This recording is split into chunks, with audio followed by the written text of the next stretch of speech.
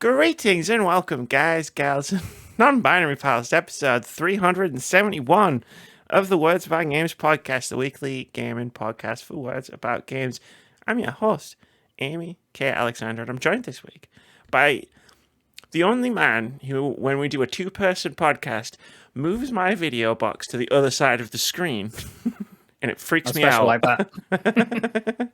Because I look up to see your reaction and I'm looking at myself. I'm like, oh, where am I? It's Vitz Patel.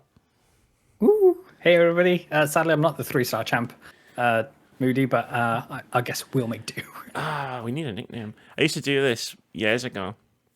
Everybody had nicknames. And I stopped. Maybe I should bring it back. Moody's nicknames were all based on his t-shirts. I just used to make up nicknames based on whatever t-shirt he was wearing. Fair enough. Like he had a t-shirt that said the 3-star champ, so I started calling him the 3-star champ. I mean, well, yeah, it makes sense.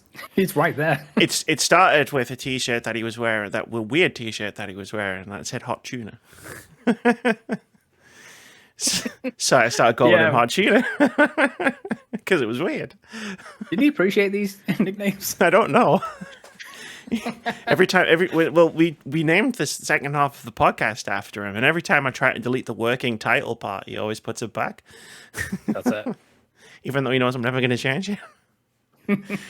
If he doesn't like it, he can say, and I will change it. I think he likes being called the 3-star champ, though. I mean, he's got a nice ring to it, let's be honest. I mean, it's a good one, right? Like, absolutely. If you were going to be a champ, you would want to have multiple stars. Unless you were the 3-star trombone champ. Then I think that takes it to the next level. Okay. I mean, there are, maybe one day you'll be the 4-star champ. We need to figure out an order of promotion. Time will only tell. Time will only tell. Vitz, how are you doing? I'm doing great. Very much looking forward to Forza next week. I did indeed swipe that card to get that VIP pass, which, along with early access, gets me essentially all the DLC for a reduced price. So very excited for that, especially how lackluster the latest update to Gran Turismo 7 was. So it's kind of, I'm no longer friends with Gran Turismo 7, and Forza Motorsport is my new best friend. So looking like that. And then today we'll be jumping into a little bit of Starfield discussions. So after losing myself to that game, looking forward to speaking about that. The man who doesn't own an Xbox. It's all about Xbox this week. I've been using my Xbox tons. It's got Amazon Prime on it. Yeah, this is it. Every time I open my Xbox PC app, then obviously it's got your friends list and what they're doing, and it always says you're watching Amazon Prime. I was like, okay, more power to you.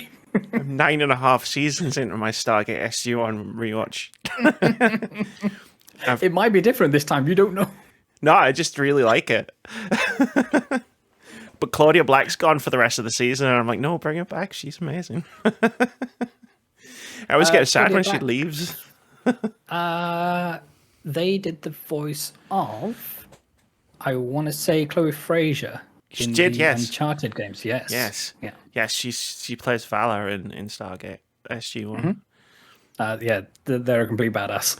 So good. Oh my god. She's such a good character. Anyone who says they don't like seasons 9 and 10, I immediately distrust them. Because like even if you don't vibe with like all of the story changes, Claudia Black joins the cast. So, But yeah, no, she's my favorite Stargate character. There we go. The ranking episode coming soon to Words About Games. Maybe we should start a Stargate podcast. We will not be short of I was going to say content. I'm trying to wean myself off of that word because I hate it. It makes me feel like I need to take a shower every time I say it. I'm sure Christopher Judge, their schedule's empty. They'll be able to come on. Oh yeah, it just being me, you, and Chris Judge rewatching Stargate. That's it. And is that you? Do you want me to say the line, "Read it, boy"? No, none of that. No, none of that. He's the guy that does the previously on Stargate SG-1 at the beginning of every episode. So I'll get him to do that. But yeah, no, it's been funny. I've basically, it's all I've done. I've just been binging that. The fun life to live. Which is probably why it's you constantly see me on Prime Video. If you open your Xbox app right now, I'm on Prime Video because all I did was pause the video, sit down and record this podcast, and then we'll have a lovely chat. And then I'm going to go right back to watching Stargate. Hell yes. So next week it'll all be Vitz is playing Forza Motorsport. So don't worry about that. Yeah, no, that's fair. Yeah. You're our Xbox guy. Whenever there's a big Xbox game that comes out, we'll just bring you on for. Yeah, apparently so. Apparently, Moody's our PlayStation guy because he worked there once. You're our Xbox guy. I'm not the Nintendo gal. We need a Nintendo gal. I don't want to be, if I'm being honest. It's not really. That's not the life for me. Mm-hmm. Well, maybe when the Mario Kart DLC, the final one for Mario Kart 8 comes out, I'll come back and be your Nintendo boy for that as well. You can be whatever kind of... Wait, was that about to come out wrong? Maybe. You can be anybody you want to be. There you go. You can come on anytime you want. Talk about whatever. It's cool. It's chill. It's a chill podcast. There you go. I like it. It's fine. Who needs a plan? We almost didn't have a plan. Oh, we almost didn't. Until you checked like a few hours ago. Yeah. Burger King. Wait, I'm sure I'm forgetting something. I've spent the entire day cooling the room off because the temperature's obviously dropped outside. And I'm sitting here now, 5 minutes into recording, going, and yet somehow it's still warm. I don't understand how this is possible. But I feel like climate change is involved. Yes. Let's blame that first. And then second, maybe you got too many devices in your room at the same time. Maybe dyeing my hair black wasn't the greatest of ideas to do over summer. I only did it because I was feeling lazy. I wanted to do it blonde. Do you know how much work that is? I've heard this a lot. It's a lot of work. Yeah. Whereas I black once famously covers everything. I once famously dyed my the tips of my hair red because my hairstylist at the time was like, okay, I want to practice doing hair dye. And I was like, okay, cool, no worries. What she didn't tell me is that when that washes out, it becomes ginger. Yeah. I had to go and get that cut out. So, yeah, that'll do it. That was the time. That'll do it, yeah. When I was doing my hair, ironically, copper, ginger, I bleached it first because it had been red before that. The bleach turned orange, which was great for me because I was like, well, we're going in that direction anyway. The thing they'll need explained to me is why people have purple shampoo for blonde hair. I understand there's some, color balancing going on in terms of purple taking out yellow to turn it white, that kind of thing. But I'm not sure if that is just marketing speak, if it's just a word salad. But we'll find out one day. Products like that are a minefield. Like as I'm finding, like throughout the course of the last however long it's been, like 5 years. Like I've been using face masks for years, and I started off with the sheet masks, which were really refreshing, but weren't really doing much for my skin. And I've gradually been like graduating to more and more like powerful or whatever, like face mask technology. Whereas like I'm standing in Superdrug today and I'm looking and I'm like, what's the difference between the clay and the charcoal? When are you going to be a correspondent at like the skincare convention, like that's the E3 standard, that kind of thing? Yeah, I'll make a video game about skincare. That's it. Yeah, I could make a video actually about skincare of video game characters' skincare routines. There you go. I'm slowly going to make this channel more and more unserious as time goes on. I told you about my idea for an April Fool's video, right? I think so. Well, I'll remind Although you. we go through many, I think we go through many ideas, so you may have to remind me at some point. It's true. I'll remind you. I'm not ready to reveal it. 100%. It's a good joke. Sort of. It's not really a joke. Believe in the build. Believe in the build, Amy. Oh, but yeah, like so, like pre-transition and stuff. Like it was all like I had shower gel, and on the bottle of shower gel, it said it could also be used as a shampoo. So I had shower gel. And then gradually, when I started wanting to take care of myself in as many ways as possible, you start learning more things. Yeah. So I went from like a bottle of shower gel, like the big one, like you buy the value bottle, and it's like fucking the size of a I don't know, size of something big, and then and then the next thing you know, you've got like an entire shelf, which is out of camera shot. It's a floating shelf, full of things, and also like a square bookcasey shelving unit with an entire square dedicated to just skincare. And sometimes I step back and I go, "There's a lot of shit in here." That one's for my lips. That one's for my face. That one's for my eyes, specifically my eyes. I thought you were about to say this one's for my left eye and this one's for my right eye because No, they need that's not different. They need different products for each. I've got one for my feet and one for my hands. Okay, that makes sense. Night cream and day cream. I haven't ventured down this road yet. I don't know what the difference is. Why is there night cream and day cream? What if you mix them up? Do the cycles of the moon affect my skin? I bet there's an article out there that argues that they do. Oh yeah, it will be the distance between the Earth and the Moon affects how much elasticity is in your skin and how much it gets drawn towards the Moon. Yeah, something like that. Yeah. So you'll need to use more foaming products during like a full moon. Sure, yeah, because it's like tides and stuff, right? It's like high tide and low tide. It's high skin and low skin. I mean, I did pay a woman to spread hot wax across my face and then rip it off. So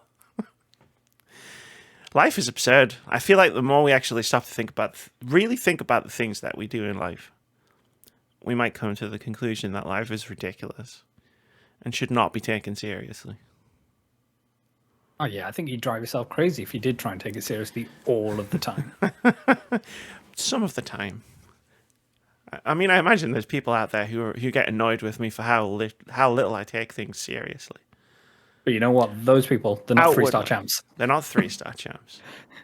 Moody loves how much I don't take life seriously. I take things seriously that need to be taken seriously. It's just my definition of what needs to be taken seriously, and somebody else's definition of what needs to be taken seriously is usually different. There you go. But I take you seriously, Vitz. Oh, and I appreciate that, and I appreciate you. Thank you. What's going on in Vitz's world? Not a lot. I mean, we've had a summer of weddings. Yes, which we have have been relentless. And one of the weddings happens to be on the hottest day of the year so far here in the UK, which was all different kinds of fun, especially where the transport was without air conditioning, and the venue had us waiting outside with all the rest of the guests in the baking sun with no shade whatsoever. So that was all good. So I've looked more glamorous in photos that were taken of us. I'm going to say that much. Sure. But we had a good time nonetheless, kind of thing. So, but the wedding season's over for this year. We've got a couple already lined up for next year. So I'm sure we'll be hitting up the various different websites to get some funky jackets to hopefully show the groom up in. So, yeah, that's the plan. Fantastic. It's all about showing the groom up, right? Oh, yeah, absolutely. Yeah, see, it's an entirely different world between men and women. If I tried to show the bride up, I'll be killed by ninja assassins. On my way to the venue. That's Is that white? No, exactly. But no, cool. I can't. I love the fact that you've already got like weddings lined up for next year. I don't even have my next board game day lined up, and it's next month. Like, when is this planning you speak of? To be fair, it's not my planning, it's the family's planning to say, okay, there was a wedding happening this date, keep it free and all the rest of it. I was like, okay, we'll put that in the diary. Oh, it's a save the date. Yeah. I mean, I've got a couple of those, not for weddings, but like, yeah, it's like, hey, save this date. And I'm like, okay, cool. Why? I will totally remember. That's it. That's what I got my calendar for. I love how I held that up, and that notification that came on was a reply from Moody. So Moody has technically appeared in this podcast. There you go. It was not planned or timed. Attendance record in check. I saw the thing pop up on the top as I was holding it up, and I looked, and it just said Daff and Moody. Cheers, heart. That's amazing. Speaking of Daff and Moody, Vitz, I need to ask you a very serious question here. Okay. I'm sure he's listening to this, and I don't mean to put you on the spot, Moody. But,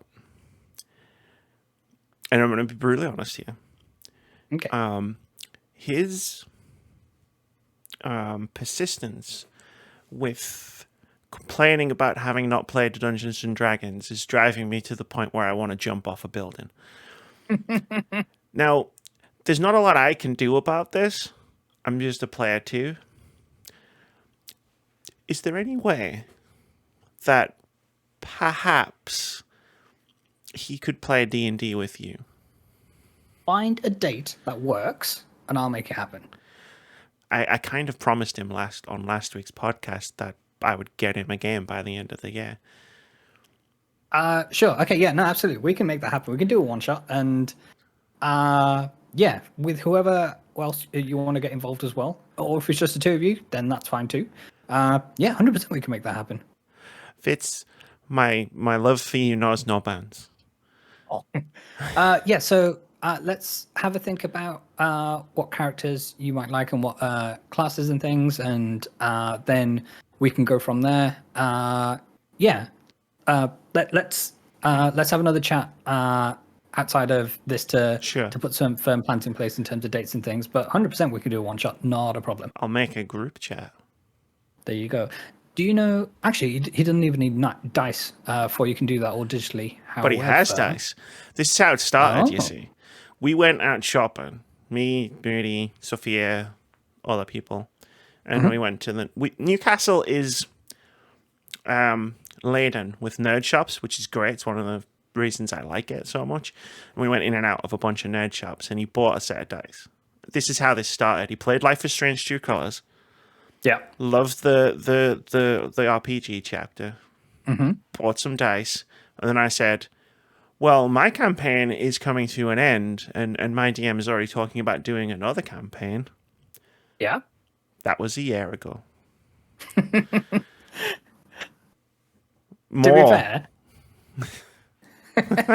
To be fair, it's been a hot minute since mine.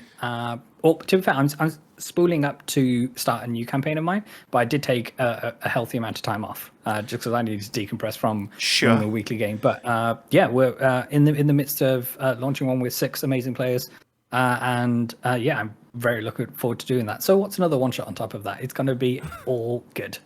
It's fine, Moody. Like you could do Tomb of Horrors. Moody won't know the difference. No, we'll put something original down. What are your preferences for puzzles and things? Puzzles and riddles. I'm bad at them, or takes on 90s game shows. I love 90s game shows when I'm involved. Yes. Keith did a whole video once for this channel many years ago, which was like a Christmas quiz. We were going to make it an annual thing, but we only did it once. Where it was literally just like he adapted 90s game shows to video game questions. Nice. It was very fun. He purposefully sabotaged me, but it was very fun. So I've got D&D variants of such shows as Catchphrase, as Blockbusters, as Play Your Cards Right, and Wheel of Fortune, and a few others as well. So awesome. I'm sure we'll be able to pepper these in, or it will be like the longest one shot you ever heard of, but I'm sure Moody will love that too. So swear it turns into like a 5-year campaign. Yeah, let's find a day that works. It most likely at the weekend maybe, but I'm sure we'll figure out a day that works for all of us. And yeah, I'm down. I'm excited for this. Yeah, it's going to be good fun. I will link this clip contextless to him. Yes. And it will also prove whether he watches the videos I send him or not. So, you know, if you don't hear anything, it means he doesn't watch the videos that I send him, which is a whole other thing. And in the event that you do, hi, Moody. I did it. Now shut up. But Vitz, I didn't ask you on this podcast to entrap you into doing a D&D campaign. Not entirely. Like 10% maybe. Yeah. It was in my head. It was in my head to think, I got an idea here. But what I mostly asked you to do is, because you've played Starfield. I certainly have. You're the only person associated with Words About Games who's played Starfield, which I feel it might be professionally irresponsible of me, as much as I'm professional on Words About Games, to have not played one of the biggest games of the year. But I make a habit of it at this point.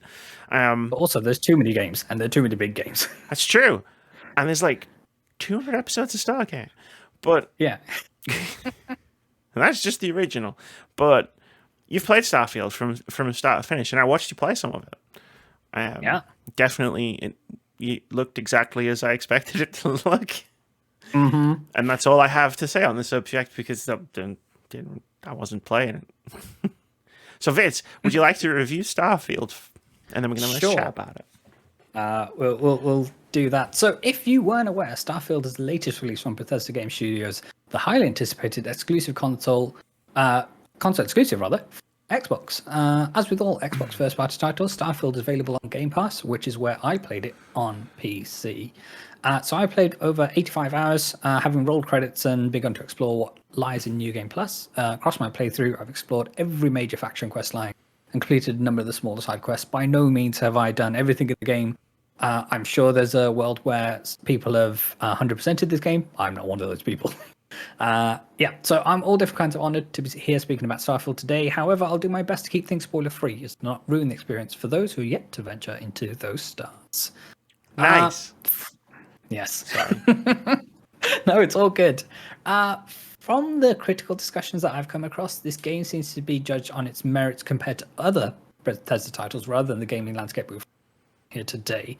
Personally, I don't have that much lineage when it comes to Bethesda games. I've dabbled in Fallout 3 before bravely returning the game after coming across the first scary area.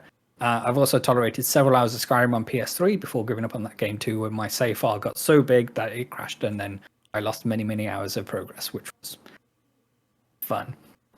So while I appreciate how game bugs can be hilarious, it's safe to say that I have a romantic attachment when it comes to bugs, and that many seem to have. I'm not a subscriber to the notion that jank is a feature, especially in an age where we have titles like Tears of the Kingdom releasing with 0 issues.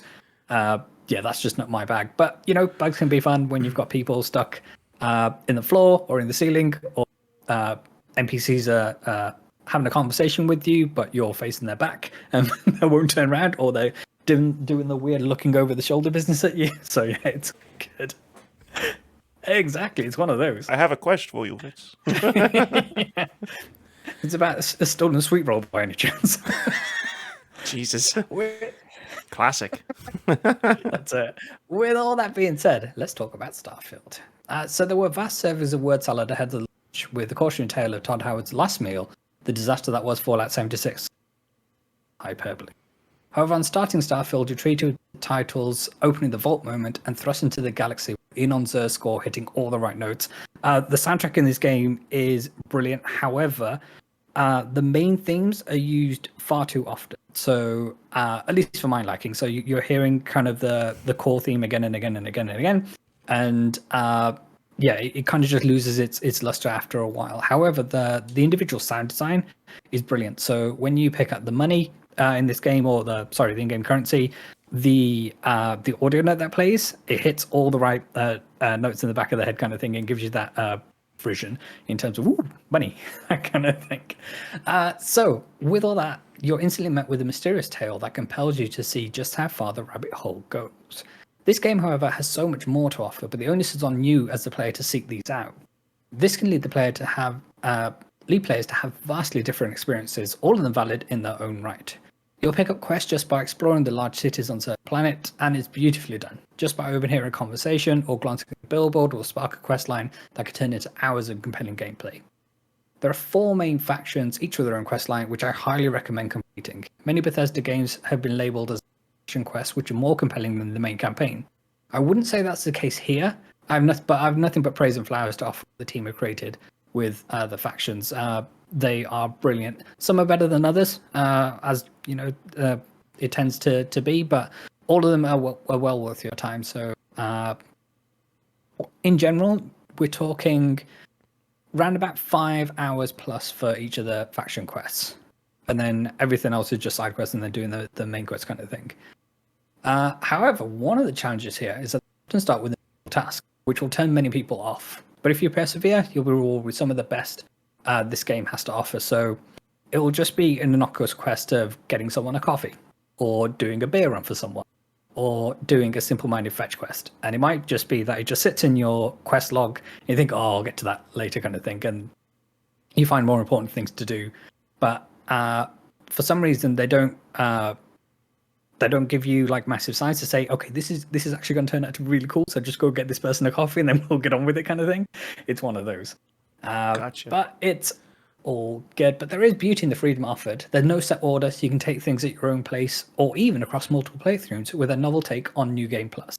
So I won't spoil what's in New Game Plus, obviously, but the way they do it is quite unique, and it's definitely compelling.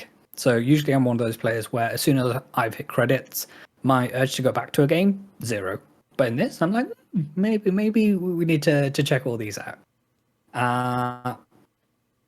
Cool. In a recent podcast with Insomniac's Ted Price, Todd Howard was claiming that it's an intentional decision not to have any tutorials or in-game direction for many of the major systems in Starfield. I believe the rationale was to endear players to have that water cooler mode, discussions about how the game works. While this is admirable on one level, it's also utter nonsense.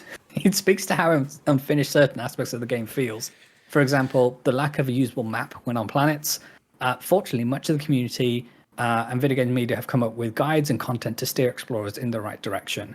So essentially Todd was saying that it's an intentional decision not to handhold players or give them any direction whatsoever. So content creators can create, hundreds of hours of content in terms of here's how you do shipbuilding, here's how you build an outpost, here's the best way to do bad things. And although video games media are always there to say, okay, here's how you min-max the game, here's the best this and that, and it's always all that content is ready for the embargo day when no one's had a chance to play the game. Yeah, it's all super spoiler thumbnails and here's how you do this, but I don't buy that. It's just they didn't finish this game. I have some thoughts on that, but sorry, did you just say there's no usable map on planets? Correct. So it is just a blue and light blue grid with the landmarks associated with them, but there's no pathfinding to say, okay, here's what you do to get to this location that you're trying to get to. It's north somewhere. go figure it out. Do you have a compass in the bottom corner and a little marker? Yeah. There's no terrain being displayed whatsoever, but you're in a city, so it's not like 2 blocks down, take the second left, that kind of thing. No, none of that. Yep. They've said that they'll patch that in a future update, but for it to launch like that, inexcusable in this day and age. An entire map in. Yes. Okay.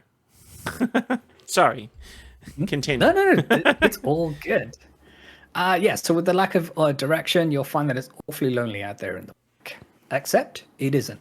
Throughout the game, you'll come across a number of NPCs who are recruited to be part of your crew on your spaceship. Each comes with a variety of perks which line up with, again, not explained whatsoever how this works or what the individual perks actually mean. Just go figure it out. Okay. Building out a competent crew can be the deciding factor in surviving space combat, which is middling fun. The controls are a bit more clunky than I want them to be, but I appreciate that this is it's a game that spans multiple genres, as it were, in terms of exploration, so it can't be pinpointing everything it's trying to do. Each crewmate comes with a select few lines of dialogue, which they love to repeat. I happened to be locked to a crewmate and their daughter until I completed a main quest. I went off and did some other quest kind of thing. Sure. However, it can lead to some hilarious moments. So I'm in the middle of being an undercover agent infiltrating a pirate faction known as the Crimson Fleet. So I'm there trying to, we're hailing the pirate ship and we're trying to convince them that I'm on their side and not undercover agent. Meanwhile, the father and the daughter are back having their lines of dialogue about increasing the daughter's book allowance so she can read up more. I'm like, I'm trying to have a conversation here with these pirates. I'm trying to be a badass here. Yeah. That's it. But yeah, there's a few of those. But the NPCs themselves, some of them you'll fall in love with, some of them you'll want to abandon on an outpost somewhere, never see again. So yeah, there's a spectrum to go after. But from a writing perspective, most of them are well written, if I can get my words out. But yeah, your mileage will vary when it comes to those. From an EDI perspective, that's equity, diversion, inclusion, my friends. There are a few unforced errors which the game makes. Some of the choice words in the dialogues that I personally would have rewritten. So there's a few instances where they use some gender terms and it's just not needed, kind of thing. I know there's a big hubbub about the use of pronouns and inclusion. Obviously, it's a great thing. And when they come to their character builder, you're not picking between a male and a female preset or kind of thing. It just happens to be two presets. And then it's up to you to put your own onus on, okay, who is this character that I'm building? More apparent is the lack of accessibility options outside of a large font mode. It's utterly inexcusable in an age where Microsoft, in many ways, is driving the push for accessibility for one of its tentpole titles to fail so miserably. So there's nothing, literally nothing. So most of the community of modders have come along and done simple things like adding dark mode to the various different computers that you can find within the game and things to this nature. And for the game to launch in this state, it's shocking. As I say, for those on PC, several members of my community have come to the rescue.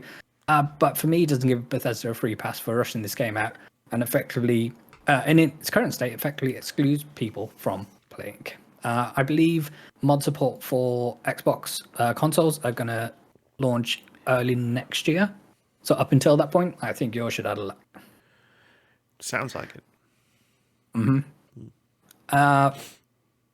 One of the NPCs, when you're creating your character, obviously you put your name in, and certain names, the NPCs will use that name for you, kind of thing. So some of the more popular names in there. I have an instance where one of the NPCs is named Patel. However, Patel is not one of the captain names that you that the rest of the characters will use. Okay. But terms like fuckface are. So there's a weird divide there. But it is what it is at the end of the day. All in all, should you venture out into those stars? I appreciate that focus on some of the negative aspects of the game. However, if you're able to, I will still recommend that players venture out into the stars. It's a seminal title that's worth your time, and that will be even more true once Bethesda comes around and patches things like performance optimization, field of view sliders, and begins to include accessibility features. Yeah, so FOV sliders, not a thing in this game yet. We talked about the that. The modding community, they've come through and added those. So I've had to essentially run 6 different mods. One of those is to make sure that the achievements still work. It's apparently when you mod certain games and the achievements are disabled, so you need one to put them back in, which kind of backwards way of thinking, but oh wait, that's the way it is, kind of thing. Sure. Yeah, but as soon as those accessibility features come around, then I'll be much higher on this game. It does go to say, though, Microsoft deserves praise for their conviction to include all of their first-party titles on Game Pass. Despite this game feeling mechanically stuck in the past, I thoroughly enjoyed the vast majority of my time with the game, and I hope that you do too. And those are my thoughts on Starfield. Not me. He's talking to you. That's it. Fuck Everybody face. out there in listener land. Yes. But not Patel. It's like, isn't Patel like a pretty common surname? 100%. Yeah, that's what I thought. Interesting. That's It's interesting. like the Asian Smith. Sure. I'm sure I've heard someone say that before. Yeah, that sounds cool. Like, it's interesting that you've reviewed Starfield so positively, which is great. I love the fact that you had such a great time. But as I'm listening to the words that you're saying, like, all of the red flags from previous Bethesda games, for me personally, are like popping up, where I'm just like, oh, okay. 100%. Vitz loved this game, and that's awesome, but I'm definitely gonna skip it. I think it's one of these where I enjoyed the game in spite of itself. It's Sure. not to say that I hate play this game or anything like that, but Fuck you this look fucking at game. how your character talks with NPCs and things like Baldur's Gate, compared to the kind of static. There's two people and they're standing right in front of you and delivering their lines. That's the It's kind of classic weird. Bethesda.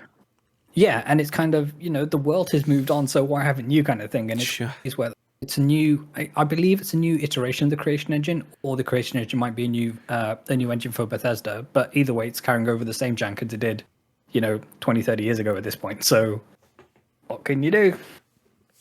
Yeah, no, like the one of the things that I found interesting is what you said was talking about finding quests. Yes. Which is a big, like, as far as like I haven't really talked too much in public about why I don't like Bethesda games. I like not being stabbed with pitchforks and burned with torches, but one of my sort of like deal breakers with like Fallout 3 and 4 especially is how difficult it is to find the quests. Yeah. Whereas something like New Vegas like goes out of its way to make sure it's pointing you at cool shit, even if you don't know it's cool shit when you're being pointed at it.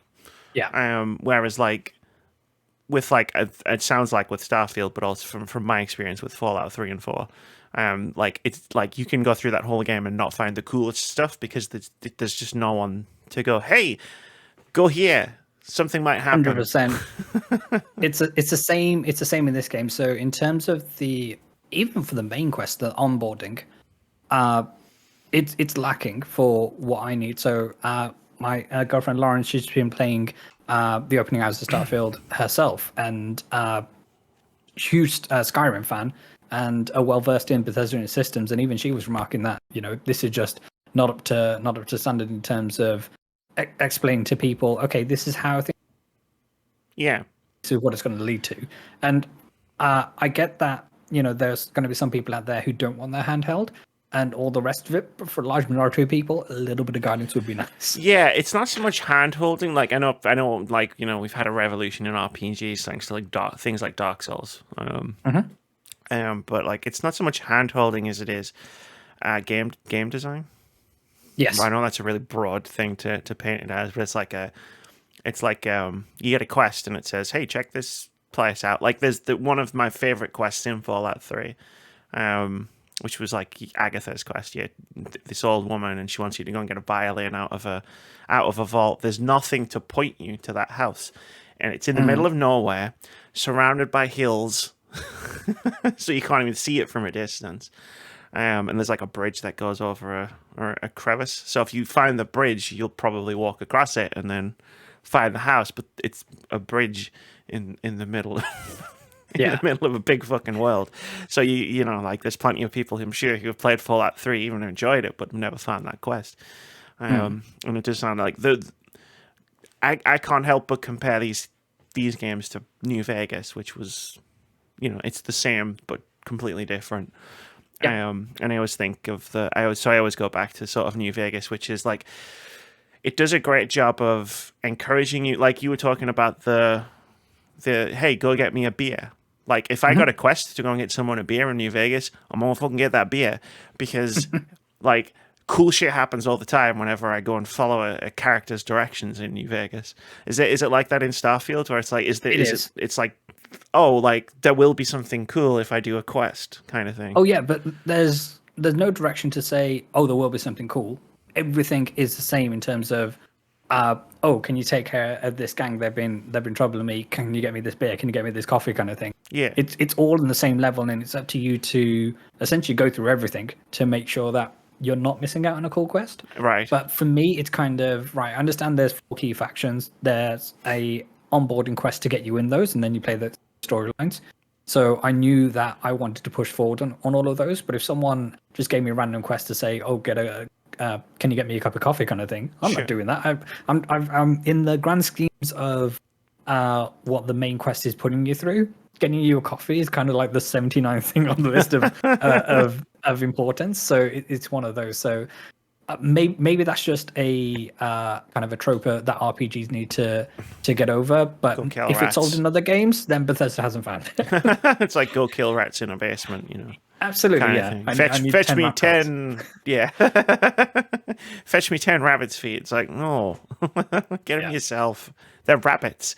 Go and catch a fucking rabbit. There are some amazing quests that you'll just find from drops from certain enemies. So there'll be certain space pirates, which I think the space pirates, but then there's just enemies in space who go around doing nefarious things, and they refer to them as spacers. And one of these spacers will drop a note on them, and it'll just be one of the pickups that you do on reading that note. It tells you, oh, we're going to take out this cool, or go investigate this cool location. Here's the coordinates kind of thing. And then it's on you to go to that certain star system and find out what's going on. And that's one of the cooler quests in the game. But again, there's no direction to say, oh, do this quest kind of thing. It's completely organic, which there is beauty in that. But then there's also a lot of people are going to miss that quest unless they're looking on YouTube or whatever it is to find, oh, here are the key side quests that you need to do and don't miss out on this. I guess what I'm really driving at is the it's not necessarily that the quest itself would indicate that it's potentially cooler than it sounds. It's more just like trusting the game enough to go, well, actually, I did all this other stuff before, which didn't sound cool, but then it was cool. So I'll go and get this coffee or go to this random planet because I feel like something cool's gonna happen. And Baldur's Gate 3 was really good for that. Yeah. So you pick up an innocuous quest, and then it's just like the next thing, you're 3 hours deep into a side quest, and it's the coolest shit you've ever played in a video game. Mm-hmm. Yeah, so for me, there's kind of 4 or 5 of those quest lines in this game, and but the actual onboarding for please do this because it's going to turn into something cool. that could be a lot clearer in this game. The game needs to front load itself a little bit better to make you trust it more. Mm-hmm. Cool. Yeah, but aside from that, like the moment-to-moment gameplay is good. I prefer the gunplay in this much more to say what Fallout was putting through. Granted, like Fallout 3 was many years ago at this point, but I did dabble in Fallout 4 and bravely sold that as well because that got scary as well. So but they do away with VATS. They do away with VAT system and all the rest of it because the gunplay actually I would say it actually works now. Obviously, it's not as precise as other like dedicated first-person shooters. Sure, but it's 100% serviceable, and the weapons are cool, and the way you can apply mods to give them certain stat boosts and things, and doing like the faction quest will give you some of the best gear in the game in terms of spaceships and weapons and things like that and armor. So I highly recommend doing all those. Nice. I don't know if I've really got any follow-up questions. I feel like I should. It's Bethesda game got a Bethesda game. It's that weird thing of like, I appreciate you for coming here and talking about it. I'm always fascinated to talk video games with you, but it's like I'm not gonna play it. I'm not gonna play it. It's good, but my job wasn't to convince you to play it kind of thing. I mean, hey, if you managed to convince me to play it, that would have been awesome too. But I watched you play, and I feel like I got something out of it. That's why my comment about many of the kind of video game discussions about this game, just comparing it to other Bethesda titles, because it is another Bethesda title, I think. And it's one of these where, for some reason, I thought these people were giving Bethesda a free pass to say, oh, let's not compare it to what's going on in say, in 2023, which we ought to do, because that's when the game's coming out. It's just, compared to Fallout 4 and whatnot, it's a great step forward, which is grand, but also it should be kind of thing, because Fallout 4 was many years ago. Was a long time ago. One of those. No, like even I'm sort of conscious of like, I know that like for me personally that I'm probably not gonna be on the Starfield hype train because of my past experiences with these games, and because of what yourself and other people have told me about like how they are and how they work and stuff. But I mean, I'm always a big champion of not comparing any game to any other game, because they're all different. But there is games, when games release, especially like in that sort of moment in time, it's like you do have to sort of look around at where we are as an industry, right? It's like I was talking to you about playing Castlevania Symphony of the Night, right? And it's like, it's an old game. Like I enjoy it, but if it came out tomorrow, I'd be going, what the fuck is this? But if it had a Pokemon skin to it, then it'd be the best game in the world, TM kind of for thing. Moody. So. For Moody, Yes. Moody would be all over that shit. What is a Pikachu but a miserable pile of secrets?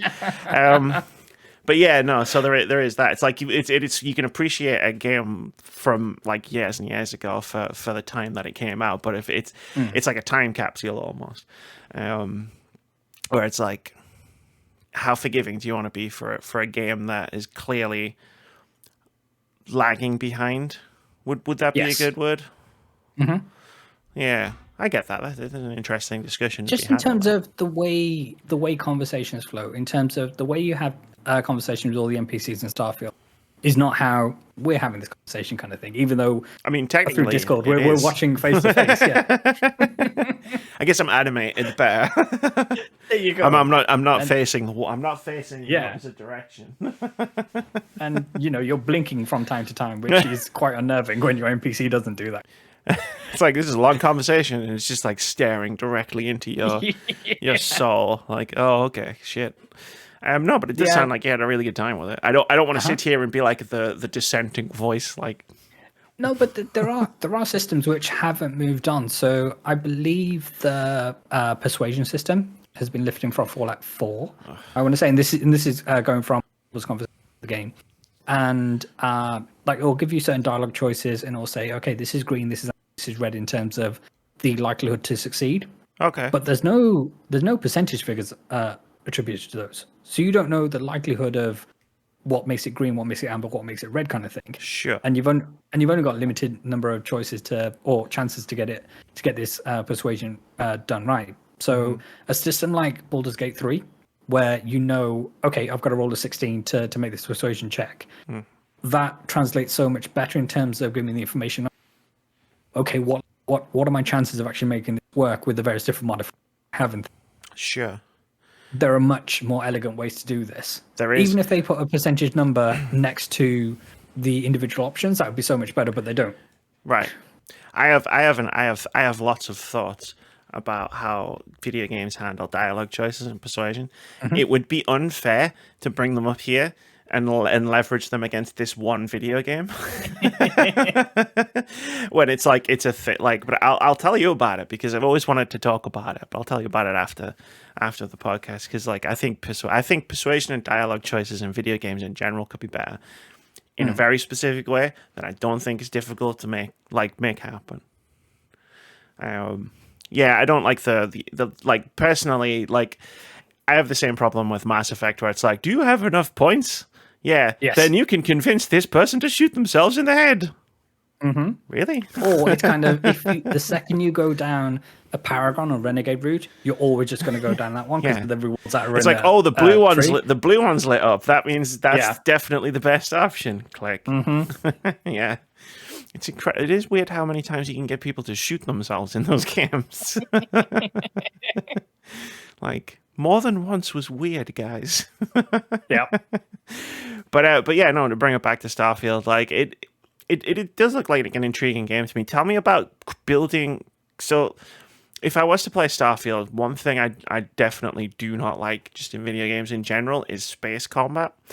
Like as like a whole sort of thing, it's not something that I'm really into. Yeah. Like, is it possible to build a crew to like fly the ship and do the thing, and you can just be the captain? Yeah. So you are they're referred to as captain, but you are the pilot. You are on weapons. You're on operations. You are doing everything. Cool. It does have a pretty neat resource management system in terms of diverting certain power from engines to shields to your grav drive, which is how they do their faster than light travel thing in this universe kind of thing, to your various different weapon systems. And there's no game that feels more Star Trek than when you're having to divert power from away from your weapons to get your shields to maximum again. So that is all cool. But yeah, you're doing everything on the ship, and your crewmates are there to boost certain perks, so your weapons are more effective or your shields are more heal faster, that kind of thing. So it's like you get buffs, like your crew gives you your buffs. I will say that towards the end game, you are able to get or install weapons which auto target and auto fire. So essentially, all you have to worry about is piloting. By that point of the game, you're installing shield generation strong enough to repel any certain attack. Gotcha. You can fly into a space, and then the turrets will blast anyone out the sky. Interesting. That was my job when I played Star Trek Bridge Crew. It's like a multiplayer Star Trek. I was the pilot. All I had to worry about was driving. That I can you handle. You are Eric Ortegas. You fly the ship. I fly the ship. That's true. I did fly the ship. Fun fact: Lauren made her character based on Eric Ortegas. So fantastic, great choice. The actual character itself is a spitting image of her. I've tried to make myself in Starfield. I couldn't do that. I remember. Then I tried to make another character, and I was leaning towards liking what I put down, but then it still wasn't the kind of thing. So then I thought, okay, who am I going to base this character on? That's right. Bollywood superstar Kajol. So I made a character called Anjali, which was one of her character names in one of the many of the films that she's done. And my headcanon was that she was a descendant of Kajol and is now an explorer and going out to explore the. Lauren's made Eric Ortegas. Fantastic. Because she flies the ship. Because she flies the ship. Yes. I literally just rewatched that episode. That was the one my parents were up to last weekend. But no, tell Lauren she has amazing taste. Well, I thought you were going to say your headcanon was this is a film that she stars in. Yes. But there's no director going like action. Sure, yeah. You're seeing like the actual. You're seeing all of the dailies. Like. That's cool. So, like, yeah. Is there anything else you want to discuss about Starfield? I'll be interested to see what they do DLC wise. I think one piece of DLC has been announced so far. In the way that this game does New Game Plus, it'll be interesting to see how that fits canonically. Sure. By the time it comes out, I think there'll be so many more games to play. So I haven't personally ran to playing Baldur's Gate 3 yet. So I think Lauren and I are going to get to do that after we get done with Forza and she gets done with Starfield kind of thing. So that might be the time, and it might be by the time that DLC comes out, we're kind of that's all air through the engine kind of thing, and we're done with Starfield, moving on to the next sync. Yeah, it is. I think we should probably. I think we could have a full on discussion about the sort of like at this point as gaming enthusiasts, how do we approach choosing games to play? Because we're at the tipping point now where it's like you can't even play. Like, even if you just dedicated yourself to new releases, that like in, say, like a month or the calendar year or whatever, it's like you can't even play all of the things that you want to play. Like, I'm looking at games in October and release schedules, and I'm thinking, something's got to go. Yeah, something that I would be like, any other year, I would have been like, yeah, I'm all over this. I'm going to play this. But it's like, now, it's like, no, sorry, like, maybe it's like Spider-Man. It's like, no, sorry, Spidey. Well, yeah, and then Spider-Man's coming out the same day as Super Mario Wonder as well. It's just have a chat with each other, people. Super Mario Wonder is fine for me because I've never played Mario. Yeah. So when I eventually start my Mario education, it'll be there for me. Fair enough. Like, well, if you need a Switch to borrow, you're more than welcome to mine kind of thing to experience all that Mario goodness. So I've got one. It's my controllers on. Fully functional, and I still haven't replaced them. I've got a 3-month Switch code. Literally, I was going to play Pokemon on streams, and then once I'd finished Pokemon, I was going to start playing like Mario games, like from the very beginning. And then my controller stopped working, and now I'm playing the controllers are expensive. Yeah, now I'm playing the Expanse because Moody bribed me. He literally did. He bought the game like for me to play on stream.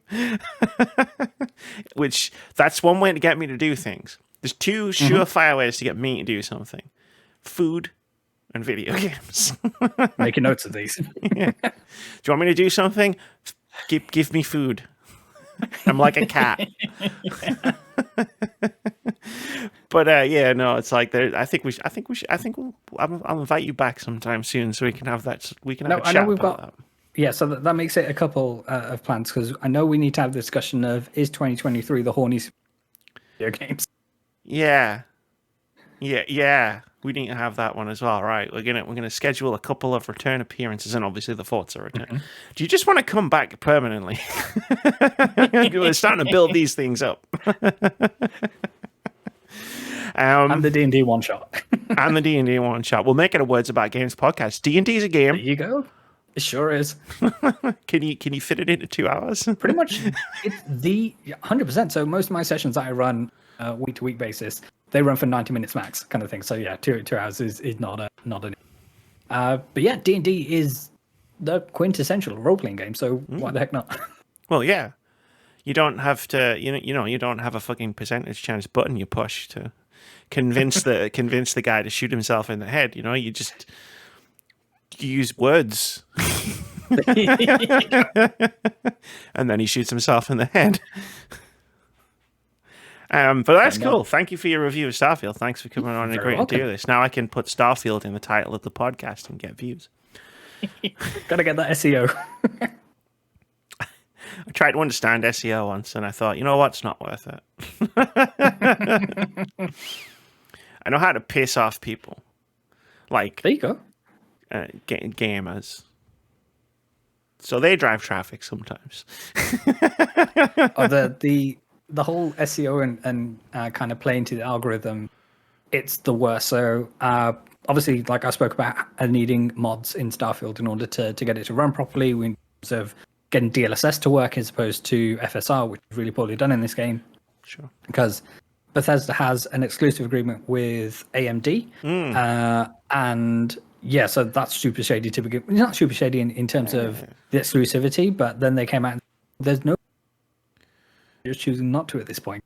So well, the graphics chips inside the Xbox are also AMD, aren't they?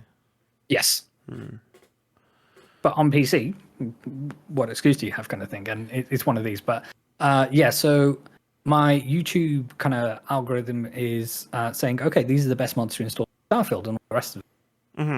Certain channels will have all the videos which are recommended to me. Okay, these are the top 5 mods for this week. But one of the top mods in the description was to give one of the characters a bigger booty. And the thumbnail itself was of an AI generated image of a lady in a scantily-clad outfit with not many clothes on.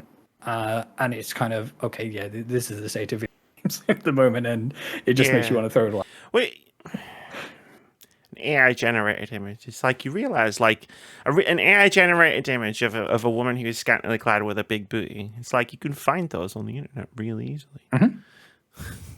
But then you have to pay for them. Or steal them. That's where the sticking point is. Yes. There's some on my timeline, for God's sake. But yeah, no, I could do with that mod in real life. Algorithms are a funny thing. Like on YouTube, I have the Words About Games account, which I don't use for anything. I do use it for one thing. It's got my playlist for all of the music I use on stream. Yeah. So it gets recommended a lot of video game remixes, but I literally, all I do is I open it. I'm either uploading a video or I'm playing that playlist on shuffle. Yes. I've got my personal YouTube account, which is the one that I use for subscribing, and I only watch subscribed videos on that. So like, yes, it's mostly video essayists. It's a shockingly few video game channels. Like for what my number one like passion and hobby and what I do on the internet is, I only subscribe to like 2 or 3 video game channels. And then I've got a third YouTube account, which is it's like the barrier. It's like the algorithm barrier, where it's like if I'm gonna watch something that's not like something I've from my subscription list, I go onto that account because then my algorithm doesn't become completely rancid. Because I've seen the direction it can go. I remember when Battlefield 5 was announced, and there was because that was like short story vignettes, and the one that they showed off at that E3 that year was a woman in World War II, and I watched the trailer afterwards. On its own on YouTube, and then was instantly recommended like 10 fucking videos where it was like, yeah, historical inaccuracy and rage and gamers. And I was like, I only watched the trailer. That's it. Like, what the fuck are you doing, YouTube? Leave me alone. I don't want to watch this shit. Oh, man. But yeah, I know algorithms are weird. I don't like them. That's why I've stopped using TikTok and I barely use Instagram anymore. Instagram's so annoying these days. Like, I used to love posting on it and then going through and seeing my friends' posts. And it's like, I try to scroll through it now and I see like 3 posts from people I know. One of them was from a week ago. One of them was from 5 minutes ago. And then like, it's like, here's a sponsored post. Here's a suggested post. And for some reason, all Instagram thinks my one and only hobby is watching shit D&D humor. And I get like 10 of those. And then I'm like, oh, like, I don't even know who, like I haven't seen my friend post for a while. Let me go directly to their profile. And it's like, oh, they posted an hour ago. Instagram just didn't bother showing me. So I've kind of given up on that. There you go. I think even some of my friends have. Some of my friends have started to post pictures everywhere else. So that was Amy's rant about the algorithm. That's why I like Blue Sky. Vitz, there's no algorithm. You follow people, you see their posts. It's a miracle. It's miraculous. It's almost too simple. I know, right? I'm waiting for the other shoe to drop. That's it. Like, I have, like, 5% of the followers I had on Twitter I have on Blue Sky, and it's like I get more engagement on Blue Sky. Yeah. So, not that I've used Twitter since I made my amazing X is going to give it to you joke. I mean, you need to go out when you're at the top, right? That's how I wasn't getting better than that. All right. That was Vitz's Starfield review and my subsequent attempt to contribute to the conversation. You did great. I did great. Thank you. Sometimes I just need to hear that. It's time for a quick indie game of the week. This is a thing we do every week where we talk about a cool-looking upcoming indie game that one of us has found and wants to talk about. This week's indie game of the week is called Garden Buddies. And I'll read some of the store description. Unleash your inner gardener and immerse yourself in the serene world of Garden Buddies, cultivating a vibrant flower garden alongside your new friend Mutzi. Discover an enchanting and fulfilling experience to release your stress. And I feel like we all just need to release some stress these days. Mm-hmm. Do you think all the reviews of this game will be that it didn't indeed release the stress?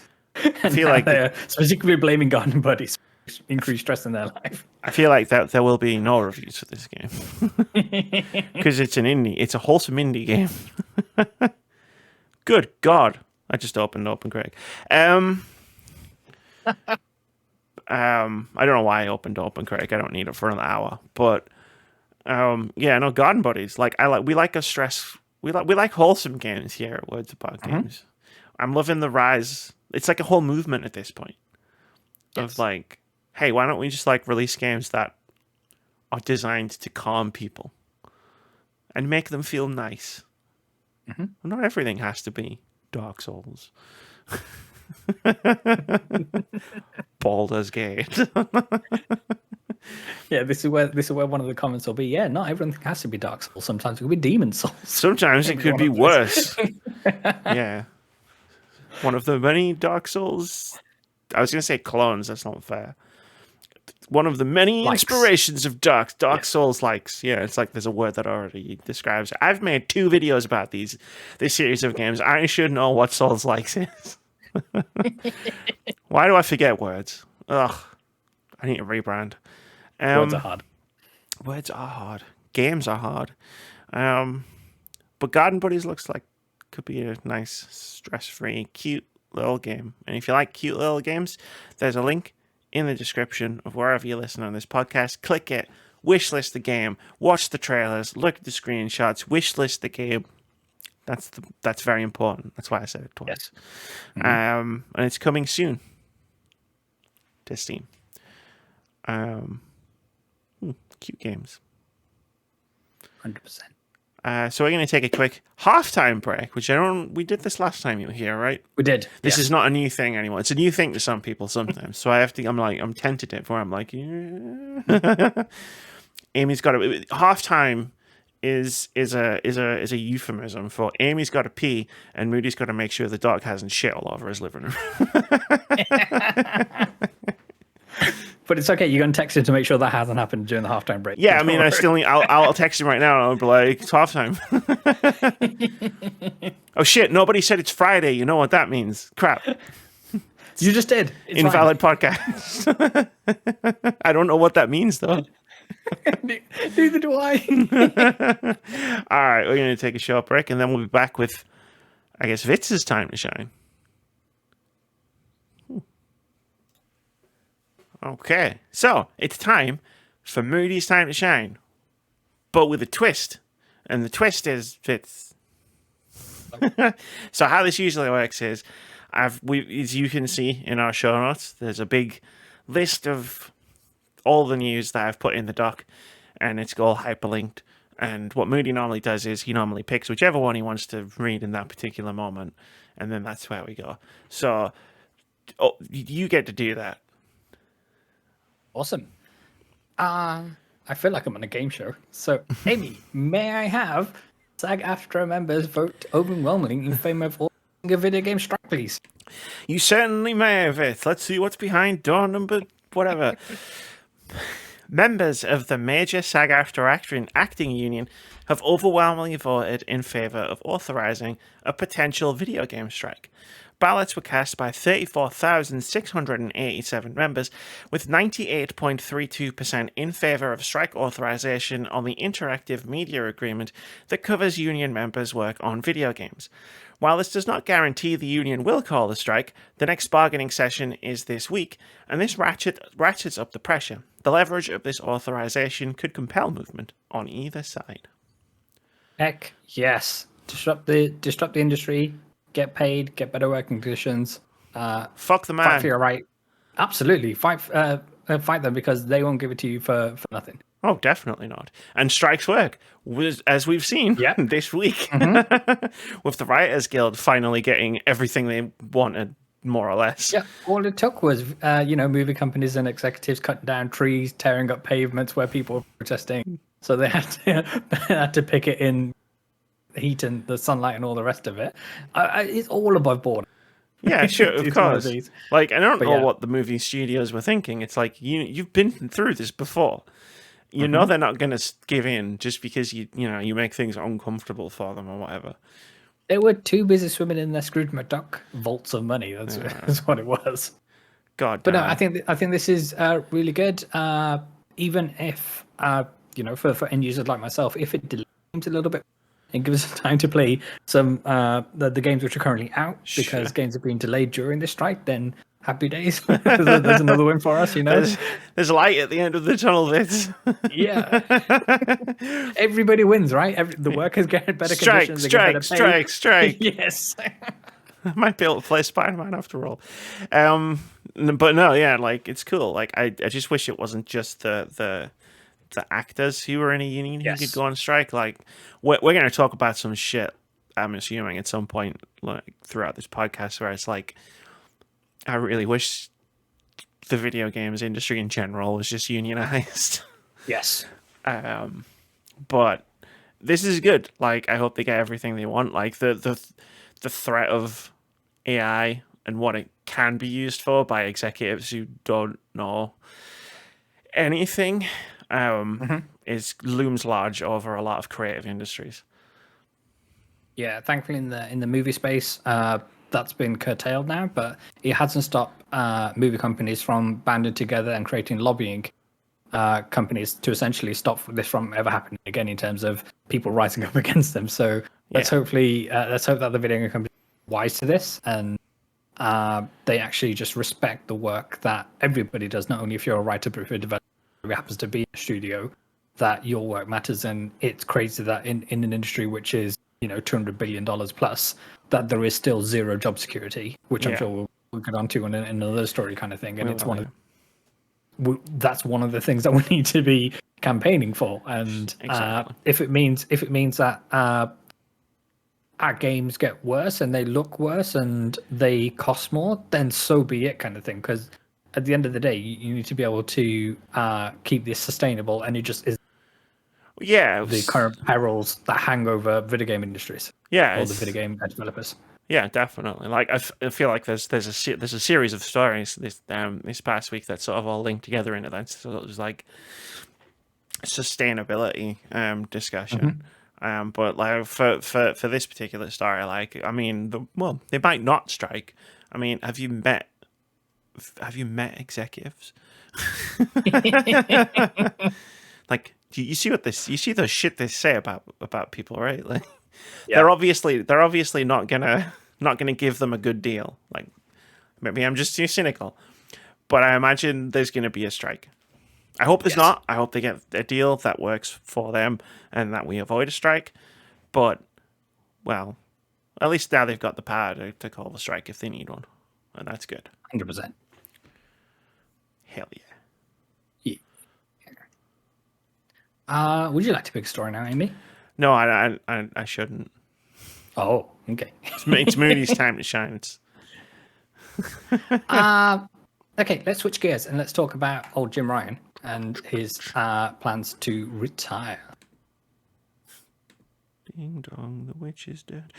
This is from Matt Wales over at Eurogamer, who writes, Sony has announced PlayStation boss Jim Ryan will be retiring next March after nearly 30 years with the company. Ryan, whose official job title is President and CEO of Sony Interactive Entertainment, took charge of the PlayStation division back in February 2019, having previously helmed Sony Sony Computer Interactive. Sony Computer Interactive Entertainment, Europe. Europe. In a statement announcing his retirement, Ryan wrote, quote, I've relished the opportunity to have a job I love in a very special company, working with great people and incredible partners. But I've always found it difficult. But I found it increasingly difficult to reconcile living in Europe and working in North America. What a shame. I will leave having been privileged to work on products that have touched millions of lives across the world. PlayStation will always be part of my life, and I feel more optimistic than ever about the future of SIE. I want to thank Sony CEO Kenichiro Yoshida for placing so much trust in me and being an incredibly sensitive and supportive leader, end quote. Sony Group Corporation President, Chief Operating Officer, and Chief Financial Officer Hiroki Totoki will assume the role of Sony Interactive Entertainment Chairman in October this year to, quote, support Ryan in his transition, end quote. Totoki will then become interim CEO of Sony Interactive Entertainment alongside his current role at Sony as of April 1st next year. April Fool. But I should be back now. No, that's good. I managed to read the whole story, and depending on how soon you froze, you just looked really unimpressed that entire time, which I feel like is actually a good move. Yeah, all good. Jim Ryan's retiring. He is. In many ways, good riddance. Sure. I think for a person whose career highlights involve sending a email to their staff on the day that abortion rights were being taken away from women. And in the email, they were talking about their cats rather than, saying that they were going to support that work at Sony Interactive Entertainment and all the rest of it. There's a persona built around him that Jim Ryan doesn't understand video games. He doesn't play them. And it's one of these where Sony's become this company that it used to be the likes of Sean Layden, Shuhei Yoshida, Jackie Trenton when back in the day kind of thing. They would be the public faces of Sony, and it would be a person, a human you could associate the company with to being this like faceless organization. That's probably indicative of Sony just getting more and more successful with the sales of the various systems that they have. I think for the success that Jim Ryan has seen, I don't necessarily associate that success with him, and that might be cruel of me to say so, but I don't think they're making the decisions to game. These are the decisions we want to. They're very much kind of the general move of the various pieces in place to make that happen, and obviously that's what CEOs do. But it's one of these where, see you, mate. Bye. Yeah. Have fun at your next cat's birthday party. Yeah. I mean, it might shock long-time listeners of this podcast to know, but I'm not really a fan. What I'm most hopeful for is a completely diverse hire that we just were not expecting. So of all the platform holders at the moment, so talking about Sony, talking about Microsoft, talking about Nintendo kind of thing, at the moment we have middle-aged white people, and it's kind of right, let's break the mold. Let's get someone different. And you've done it in the and it's not to say that you can't do it again, and it's just not like a succession line of middle-aged white person to come in and tell everybody how to. It's one of these where we can have some real change. Yeah, sure. I don't know how much. The thing is about PlayStation, to be completely serious for a moment, which I can do, I just choose not to most of the time. Like, I don't know how much change PlayStation are going to be looking for. Like, they're the most. Yes. Like, they're on top. They're on top. Well, they're in second. If you want to be like technical about it, we actually want to count Nintendo. They're in second, but their main competition is Xbox, and they are dominating. I think it's fair to say that competition. It's interesting timing to me that Ryan is leaving right as PlayStation is pivoting towards their games as a service focus. Like, because I always just assumed he was the driving force behind that pivot, and now I'm wondering if maybe he wasn't. Or maybe this has kind of accelerated his kind of retirement when the people have actually read the tea leaves and said, oh, we knew live gaming wasn't it, but now we've got some numbers to back it up, given that every other live game service is shut with it. Yeah, it involves layoffs and shutdown of studios. Yeah, it's like how many live games have actually succeeded? Yeah, like maybe it's like 5. It's more than 5, but you know what I mean. Like not that many over the course of 10 years. And how many did you want to launch in the next 2 years? 10. All right, cool. all of them with names which you forget as soon as you hear them, like Concord and Foam Stars, and again, I've already forgotten some of the names of. But you said that, and I was like, I don't remember any of the names of any of them. Proving the point. I watched that state of play or showcase. Yeah, it was a showcase. Yeah. It was Concord. Sure. There was the one by Marathon, which was the Bungie one, and I only remember that because Marathon is a very old video game. And then Jade Raymond Studio, they've got one with like a bank heist type situation, and it's got like a dog. Like Payday. That's the one. Yeah, but yes. There'll be a load of those, and hopefully the new CEO, their first kind of point of action will be to undo all of that, because that's just not the way forward. I think they're committed at this point. They've spent a lot of money on these things, and apparently they're all coming out by 2025. Like, a diverse range of games is always a good thing for a platform to have. Yes. We talked about this a long time ago. Relatively speaking, before Xbox went on their acquisition spree, where it was like they have the same 3 fucking games. Yes. that they keep bringing out. It's like they need diversity, and now they're slowly building up a more diverse portfolio of first-party titles, and it's going really well for them for the most part, apart from like 1 or 2 notable exceptions. And like PlayStation, like going all in on like one type of video game. It's just like, like I was already starting to, and this is a me personally thing and not a video game industry trend. Before I say it out loud, I'm not saying like this is what everybody's thinking, but I was already sort of like getting tired of them all of their big budget AAA spectaculars all being third person games that had the same action games. That started to feel like they were all the same. At least from a perspective point of view. But doubling down on one specific type of game in this instance, live service games, I don't know if it's a great strategy. The only saving grace there was they had Bungie on their side to kind of call them out in terms of, obviously Naughty Dog had a plan of action for Last of Us Factions, and it was Bungie who allegedly said, "Yo, Chief, this ain't it," and then they pulled the brakes on. So maybe Bungie is kind of the sign off point for all these live service games because they are the template and the people who are getting it, and they could be the saving grace to say, Concord, no, forget about it. Foam Stars, no, whatever your name is, no, kind of thing. So maybe that they are the Yeah, it's like, wait, are we just making Splatoon again? yes. That is interesting, but it also sort of brings up another point, which is like Bungie is one studio. Yes. And is there that you're then running into a danger of, are you spreading this one studio a little bit too thin? They do have their own video game to make. Yeah. Hopefully it's just like a consultancy gig that they've got them doing as well. But yeah. Sure, but I mean, even that takes time and resources. 100%, yeah. And again, they have the weight of destiny on their shoulders. Which, you know, like, I mean, that's at this point got to be one of the PlayStation's big money spinners. But 100%. But yeah, Jim Ryan's gone. Jim Ryan's gone. Bye. I don't want to mark the occasion with anything. I feel like whatever. Try some old games, Jim. You might find that they're actually quite fun. All right.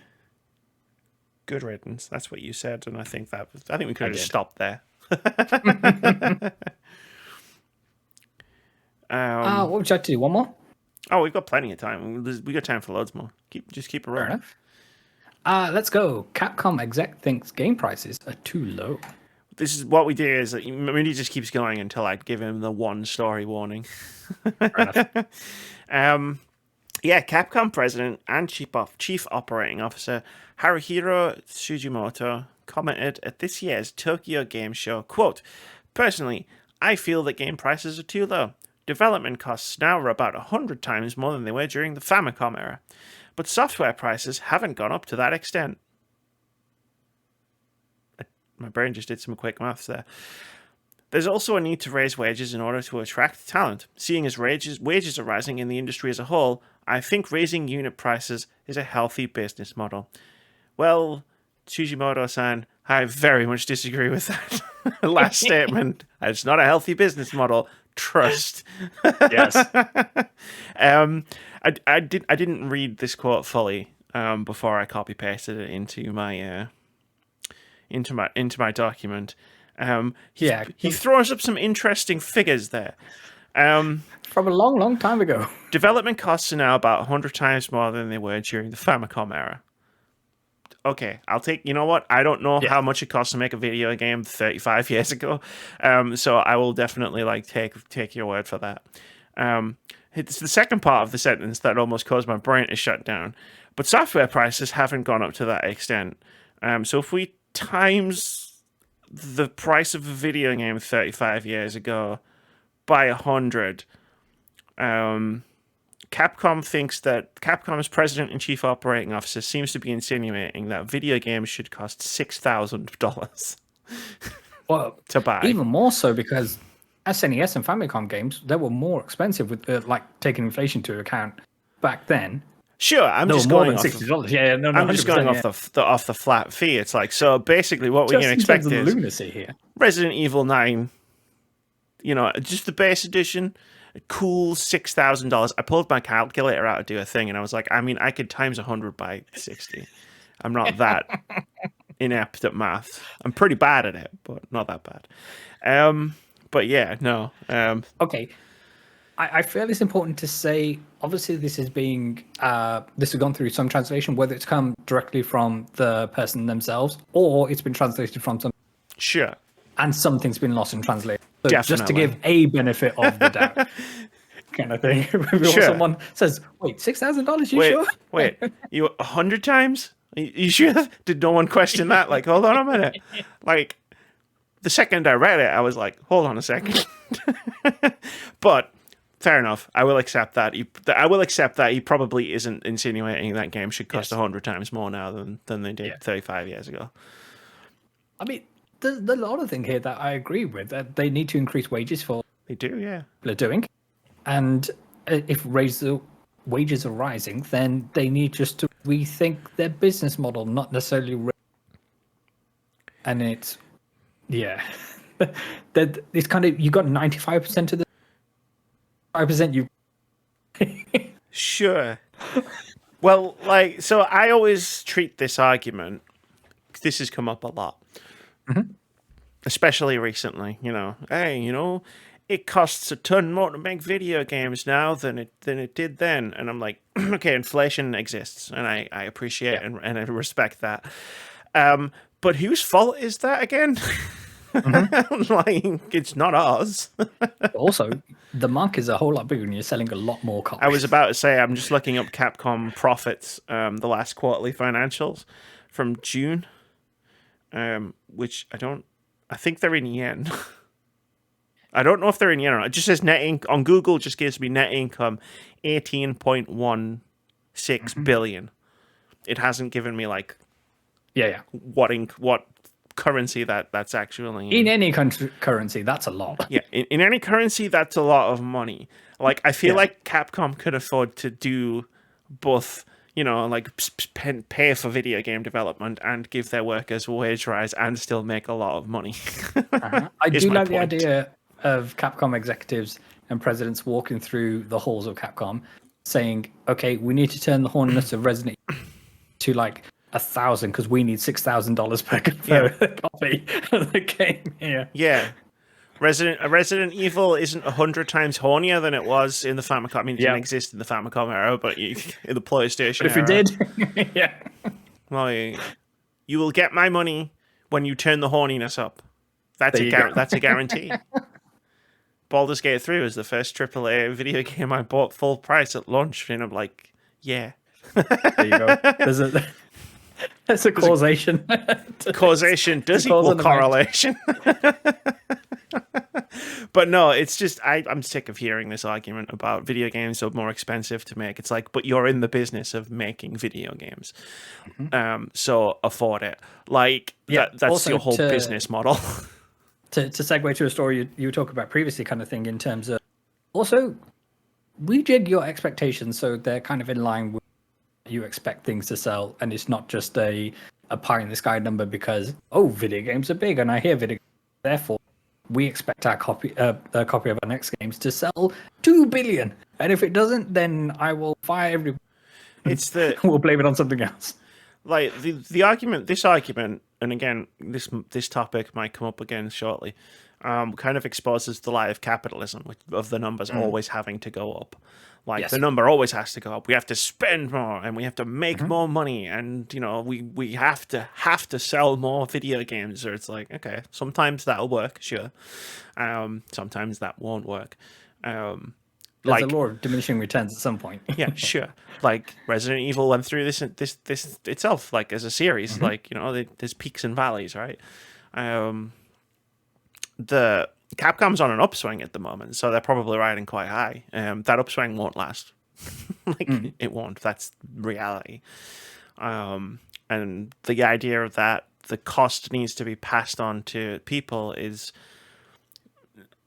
frankly ludicrous. Like, I get, video games haven't increased price like in 30 years. I mean, one, in America that might have been true before the $70 price increase. In the rest of the world, it certainly wasn't. And two, like, my wages aren't going up to in line with that. In line with that. So what's actually happening is I'm buying less video games. Actually, no, that's not true. I'm buying the same amount of video games. I'm just buying more indie games. Yes. Because I can afford them. And I mean, I don't know if this is controversial to say. They also tend to be better. It's that thing that video games are worth whatever people are willing to pay for them, and it's like this is the same true in any market. Sure. And it's one of these where you can try increasing the price and then just see what happens. But you know what? Most people are just going to wait till that game goes. Yeah. I mean, they're like for some instances, for people who were played Starfield on Steam, so they weren't privy to the Game Pass early access, and then I think the £30 here in the UK upgrade fee to play 5 days early. These were people who were spending 100 British pounds sterling on a video game to play a couple of days early. There are some crazy people that will pay those prices who have, the luxury to do that. And that's grand. However, that is a niche within a niche. And you can't just say the whole is that particular niche kind of thing. So it's one of the, it's going to be a case of fuck around. Just try it and see what happens. Yeah, eventually you're going to hit a wall where it's like, oh, we're going to raise the prices of video games to $70. We'll make more money because we'll definitely sell the same amount of games. And I can't help but notice this $70 increase is correlating somewhat with an increase of me hearing the term did not meet sales expectations. Yes. Which also leads to layoffs and studio shutdowns. What a surprise. Words About Games podcast is talking about layoffs. Here it is. Hundreds more layoffs hit industry despite massive. I made the title up myself. So Epic Games is laying off 830 employees, which is around 16% of their workforce. Tim Sweeney, CEO of Epic Games and resident moron, said, quote, "For a while now, we've been spending way more money than we earn, investing in the next evolution of Epic and growing Fortnite as a metaverse-inspired ecosystem for creators." That sentence made me throw up a little bit. That sentence made me want to die. I had long been optimistic that we could power through this transition without layoffs, but in retrospect, I see that this was unrealistic. While Fortnite is starting to grow again, the growth is driven primarily by creator content with significant revenue sharing, and this is a lower margin business than we had when Fortnite Battle Royale took off and began funding our expansion. Success with the creator ecosystem is a great achievement, but it means a major structural change to our economics, end quote. I think the whole thing made me just want to vomit. Today, that little Fortnite news, Epic news broke not that long ago, but we also heard that layoffs at Creative Assembly are expected in the wake of Sega's decision to cancel Hyenas. Eurogamer understands. Got this from Eurogamer. With positions across the studio affected, Creative Assembly staff were informed of Sega's decision this morning. At the same time, we found out. Yeah. So, it's another example of Fortnite being possibly the most successful game in the industry in terms of bringing in revenue, player base, active subscribers, and all that. Yet Epic decided, okay, we're making hand over fist in terms of, but they're smaller hands over fist. That means we can't afford to make Fortnite what it was to begin with, and people who are there 6-10 years are just let go with no rhyme nor reason. From a cursory Google search, in 2022, video game publisher and software developer Epic Games is projected to generate approximately $710 million in gross income. And yet, looking after the people who got you to the top of their mountain, not a priority. No, don't do that. No. Well, no, we've got to. I hate this. I hate this so much. It's just like you have the money to afford to pay these people. You do not need to lay them off and save money. It's like what we're talking about here from the perspective is like these companies making hundreds of millions of dollars of profit. We're talking about profits. Like I always try to make sure when I'm quoting figures in when we talk about layoffs and things like that, I'm talking about profits, not revenue. Yes. Because profits is the money that you made that you did not spend on anything. Yes. So like, you make $700 fucking million in profits. Like you've got the money to be able to afford to keep your staff on. Like, oh no, we didn't sell enough Spider-Man skins in our latest season of Fortnite. Like, okay, cool, but you still made a shitload of money, right? Also, there's got to be the bean counters there that say, okay, it's going to be cheaper to give these people, for example, 6 months of severance, plus paying them whatever shares they owned of the business. And yet all that hassle was less expensive than keeping these people on, keeping the talent within the business, keeping them happy, getting whatever perks they were getting kind of thing. It just doesn't make sense. capitalism doesn't make sense, Vitz. Yeah. Like, if we want to go right to the root cause of this entire problem, like the line always has to go up. So eventually you start running out of ways to make money off of people. But so to keep the line going up, you reduce costs.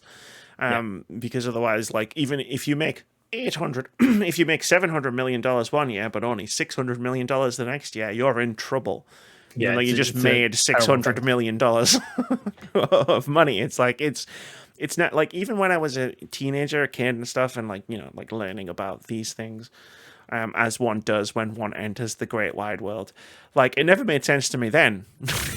And like, I always just assumed it was because I was too naive about these things. Yeah. Well, here I am 20 years later, and it still doesn't make fucking sense. Yeah, go on. Random question.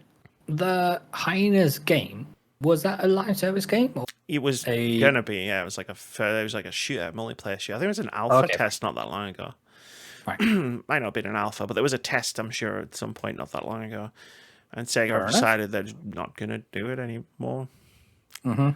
And it's just wild that these people turned up to work and then, general meeting. Let's get everybody together. Game's cancelled. We're probably going to sack a bunch of you. Oh, but we didn't find that out in a general meeting. We found that out on Twitter. Yes. Great. It's crazy to me to think of the year we're having in terms of video games. This, like, in the year of Tears of the Kingdom and Baldur's Gate and Final Fantasy 16 and Starfield, and like just an incredible year for just video games in general.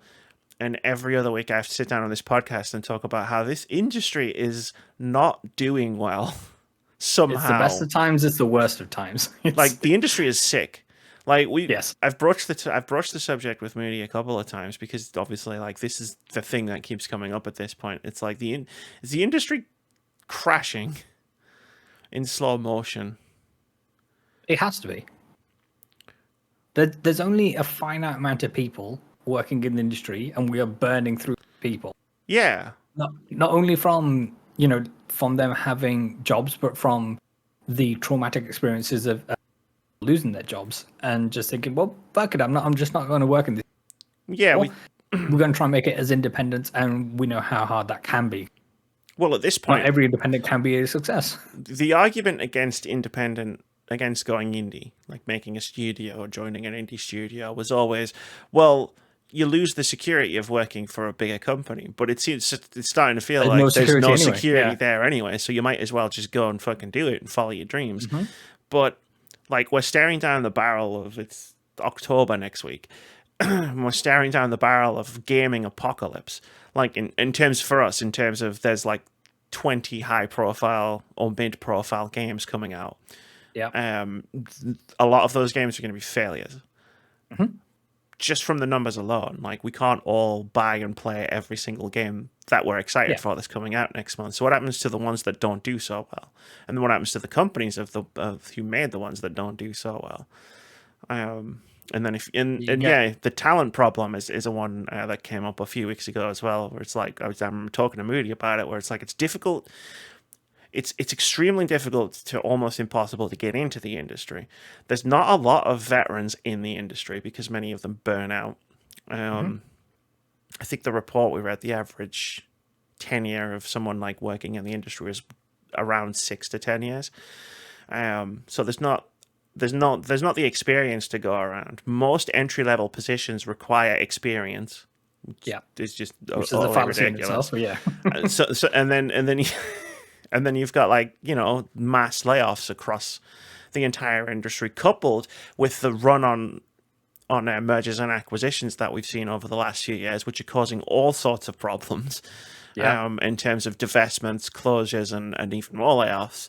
And like, we're all sitting here talking about how amazing the games that we've been playing are, but like, the industry's like burning down around us. What the fuck is going on? It's the best of times, it's the worst of times. The industry will have to catch up to itself, like, hopefully at some point. I was just reading on Blue Sky, my fellow Ryan Brown at Toad's Anime, who's really good for sharing video game news. One of the studios that's been really hard hit from the epic layoffs seems to be Mediatonic, and they make Fall Guys, which is one of the biggest games of the last decade. But, you know, I'm sure there'll be a statement put out that, well, Fall Guys development will continue, you know, uninterrupted and it'll be fine. And it's just like, well, if it's going to be fine, why did you fire all the people at Media? Yeah. Not all, you know what I mean? Why did you fire all of these people from Mediatonic? Job security creates better games. That's why every Zelda that comes out is a fucking banger. Yep. And Nintendo have the foresight to say, yeah, we could launch this game last year. We're gonna keep it in our pocket, polish it. We're gonna make sure it's the best version of the game it can be, and launch it in 2023. Yeah, and make a quadrillion fucking billion yen, dollars, whatever.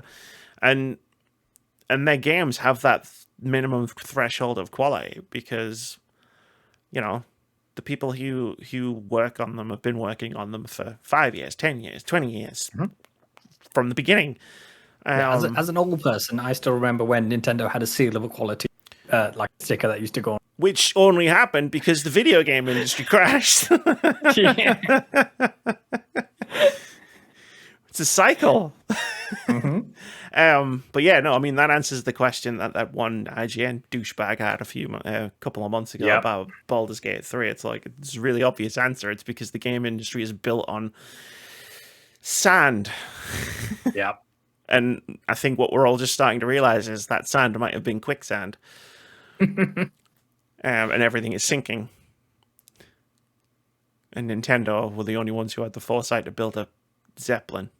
I don't know where this metaphor is going. It was falling apart quite quickly. But the first part of it makes sense. There you go.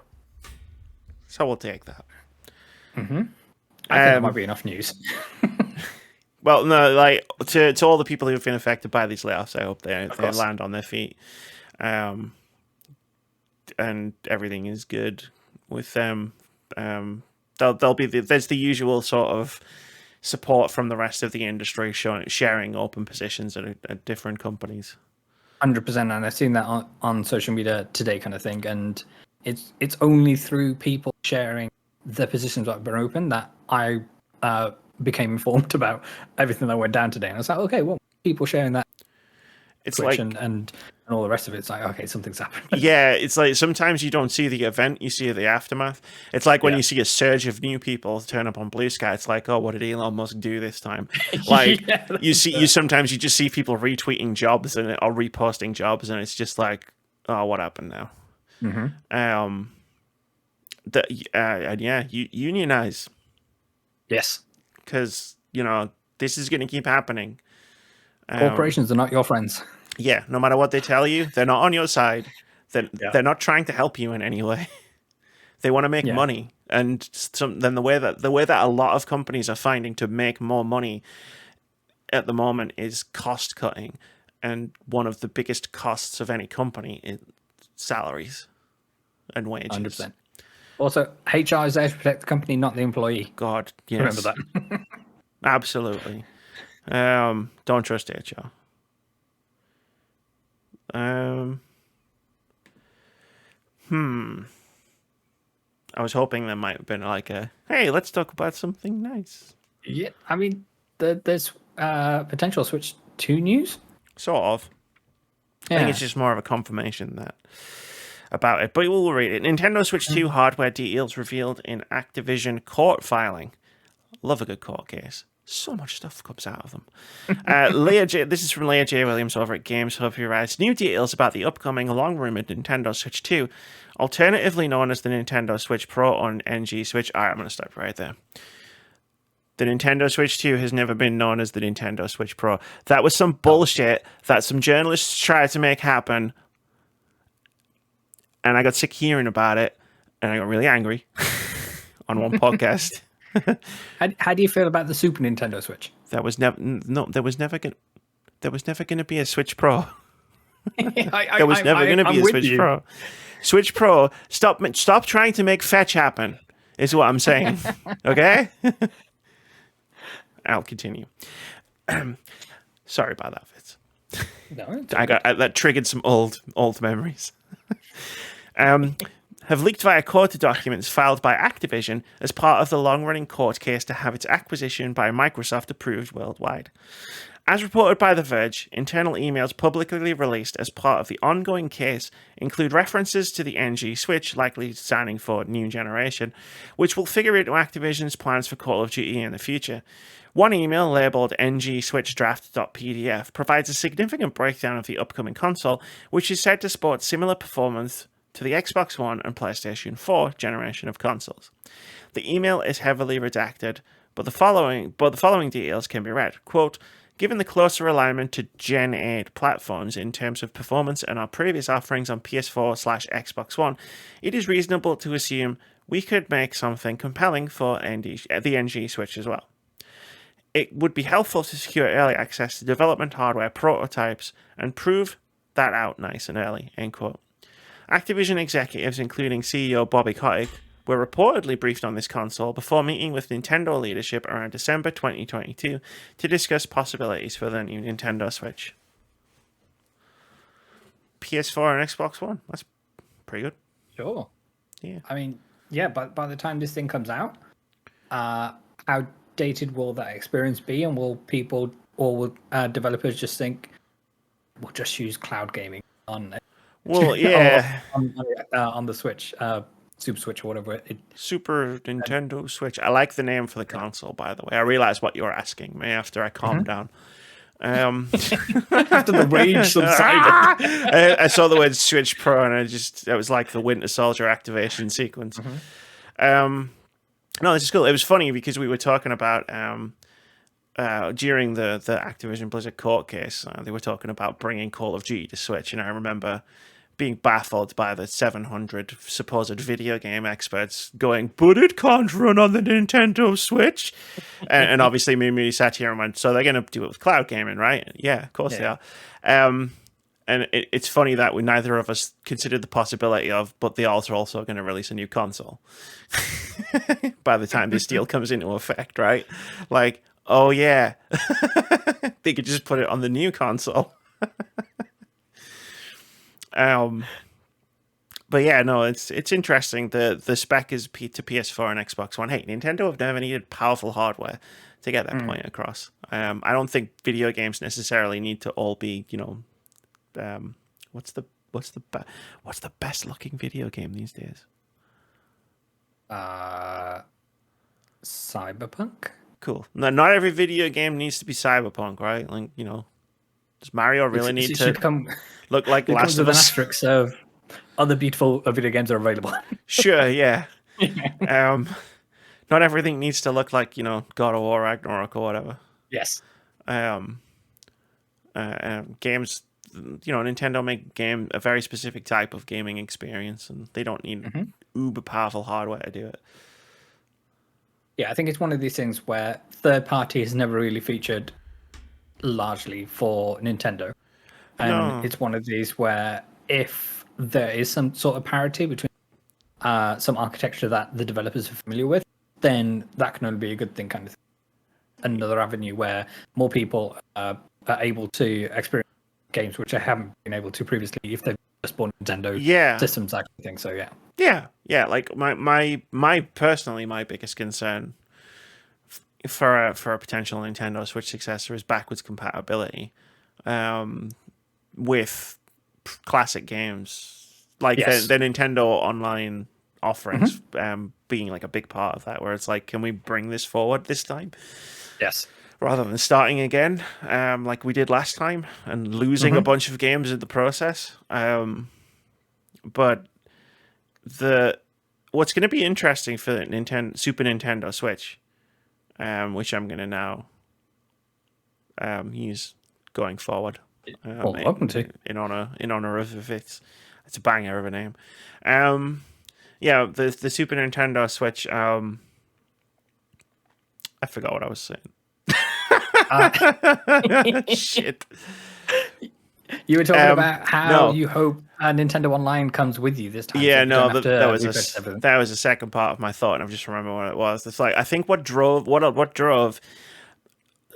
at least some of the early adoption of the Nintendo Switch when it first in the first 2 or 3 years when it came out was indie ports, like the idea of like popular indie games being ported to a handheld console. I think was a big draw for a lot of people.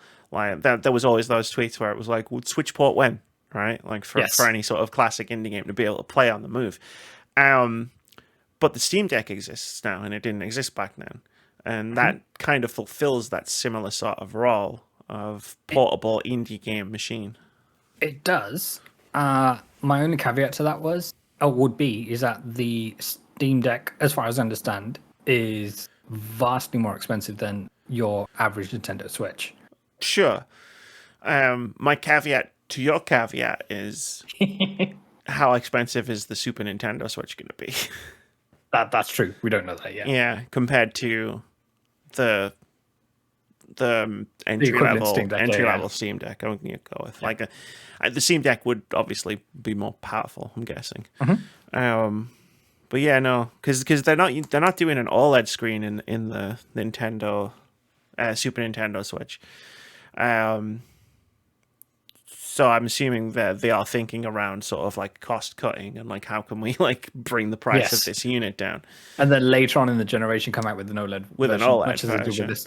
Yeah, when the price of the chips and magnets are cheaper. The chips and the doodads and the whatchamacallits, absolutely. Well, they're talking about using magnetic sticks in the Joy-Cons to try and fix the drift issue. That can't. I'm guessing that's not as cheap as using the current system for the Joy-Cons. Yeah.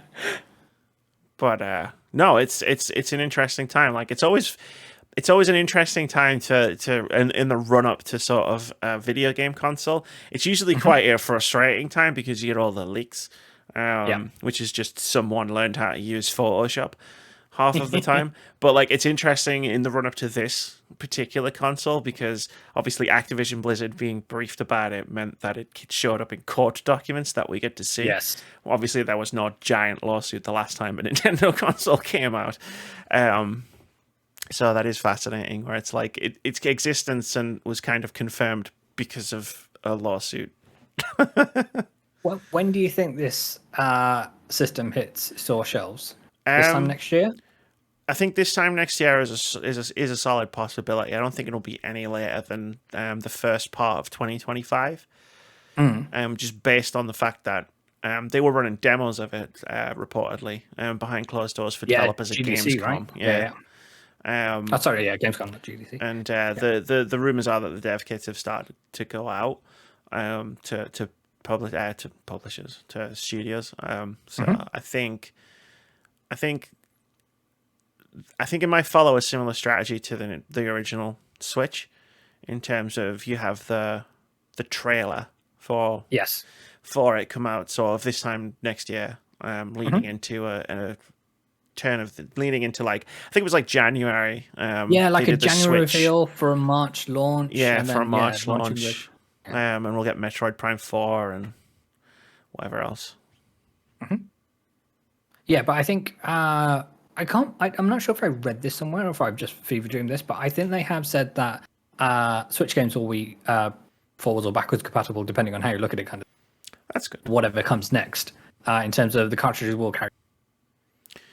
So the cartridges will carry over. So there'll be either they use the same slot or there'll be another Switch kind of port on the hardware itself. And that'll bring your digital library forward as well. Yeah. So in terms of you'll just sign into your existing account, there'll be some way to bring all your stuff over. I need to figure out that myself. I've managed to in getting a new phone, I lost all the authentication app thingies. Oh, so no! In bringing that back, I cannot do the. I've done that before. The 2CV thingy for the Switch. So if I lose everything, I lose everything. But if I can get it back, I get it back every day. And it's one of those where, we'll buy Mario Kart again and whatever remaster all the Switch games. Mario Kart. And then bring that over. Super Deluxe. Deluxe Ultra X edition. But yeah. Yeah, cool. Yeah. Interesting stuff. So, like, let's move on to the final section of the podcast, Ba-ba-da-ba. which is begins with what's happening next week. I really need to come up with a better idea for this segment. Well, one of the main things was going to be like, hey, what's Amy streaming? But the thing is, this podcast goes out around about or just after when I'm streaming. So I can tell you what I just streamed, which is the second half of the Telltale Expanse game, which Moody very generously bought me specifically to stream and play and laugh at all of the ways in which I screw it up. I'm guessing. But I don't know what I'm playing next week. This is where the issue lies, where it's like, I don't know what I'm doing next week because I'm going to finish the Expanse. I don't think I'm going to be playing on my Switch, so Pokemon's out of the question. And it's just like, well, I don't know what I want to play. Do I dive into my backlog, like my classics backlog? Like, I've never played Half-Life. Any of them. I've played Counter-Strike, like a lot of Counter-Strike. Yeah. But I've never played Half-Life. CS2 is available yesterday. It's time of listen to this. My days of Twitch shooting are behind me. So I remember playing the original Half-Life on my PS2. Oh yeah, there was a PS2 version. It was, and then Half-Life 2 made me very sick when it comes to some of the hovercraft parts of the game. Sure, I've seen a lot of yeah, because I picked up like the orange box and things like that to try and play through those, and then obviously you find Portal, and then he's like, okay, this is gonna do this. Yeah, Portal. Yeah, Portal. What a game. Yeah, that was like the second game. So when I built my PC, so sorry to cut across you. Would you pick up like the kind of pseudo remastering Black Mesa or well, I own the Half-Life series on Steam already, so probably not. I probably just jump into a Half-Life one. Like, I know it's old, but like, I like old games. There you go. So like, that's fine. But we'll see. Like, I mean, Half-Life's on the table. Moody had this look on his face when I mentioned that I'd never played Final Fantasy X. Okay. It looked like that. Yeah. It looked like that. Yeah. And I think that's available on PS Plus. The PS Plus Essential Collection, I'm pretty sure. So that's on the cards. I do want to stream, and next week is October. And I do want to stream Amnesia: The Bunker, because that game's supposed to be really scary. And like, I like to give my people who come and watch me on Twitch a treat every now and again, and torture myself for their enjoyment. Like, I did at the beginning of the year, I played Demon's Souls from start to finish, and everybody except me had a great time. Actually, I had a great time too. I really like those games, but there you go. It is funny to watch me just get pulverized by a game. Apparently, so I've heard.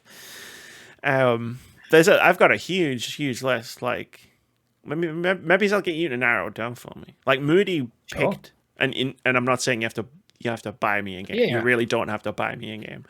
But Moody picked that game, and he's not here. So maybe I'll send you a list, and you can pick a game for me. You can go that one, and you go, okay. There you go. When other people make decisions for me, like, I tend to follow through on them. When I try to make decisions for myself, I get really indecisive. It's you get paralyzed by choice, right? It's one of those. Oh yeah, especially like with lists of, like, it's like when because I've been making I've been writing the video that I'm working on for the last month. I'm about ready to start recording it, but like I was telling Moody, like, somebody else picked it for me. Like, I gave them my 3 strongest pitches out of a list of about 25. And they picked it, and I went, cool. And then I just started work on it straight away. Like, for a month before that, I really struggled trying to figure out what I wanted to work on. But as soon as somebody else said, do that one, I went, okay. That's all you need, just a little push. I just need. Basically, what I'm saying is, Fitz, I don't know if I necessarily need you as a second co-host of this podcast so much as I just need somebody to run my life for me. Yes. Okay, I can do a bit of that. Bit of life admin. Bit of life admin. Like I'll narrow things down, and then you make the final decision. And it's not even a pressure thing where it's like, because I'll just do it, like, and I won't even question it. Like, I won't be like, oh man, he's making me do this. I'll just be like, okay. Next thing you know, Amy's playing Forza Motorsport. Maybe. But Vitz, I don't really like driving games that much. You do now. You do now. Okay. Cars go wrong. If you suddenly notice, for everybody listening and watching out there, if you suddenly notice that my productivity spikes dramatically, it's probably thanks in part to Vitz. Suddenly I'm playing loads of games, I'm reviewing loads of shit, videos are coming out left, right, and center. It's like, yeah, Vitz took over. So to answer the question of what's happening next week, I don't know. We'll find out. There's a few games coming out next week, and we're going to talk about some of them as part of OpenCritic Head-To-Head in a more. But Wargroove 2, which is out next week, but it has reviews, so we're not doing an OpenCritic Head-To-Head on it. I have the first one on Switch. I played a bunch of it when it came out. It's a really good tactics game. And the second one looks cool. Yeah. So that's your thing. Give it a look. Is there anything happening in Vitz's world next week? Next week, early access for Forza Motorsport 2023 for well, they didn't call it Forza Motorsport 8. For some reason they wanted to reboot, so playing. So I'll be taking my racing rig from the living room and then here in front of my PC. Nice. And then, doing all that. Nice. So if you do come on next week's podcast, you won't be sitting in a chair, you'll be sitting in a racing. I can move it to one side, but for sure, for comedic effect. For comedic effect. Like. Drive the podcast. But yeah, there you go. That's cool. There's no conferences or like showcases or anything next week. I found a website which lists all of them, and by all of them, I mean all of them, like including like the business to business ones. Brilliant. There's a lot more than you might think that happens. Has Tokyo Game Show finished, or is it still rumbling on? Okay, fine.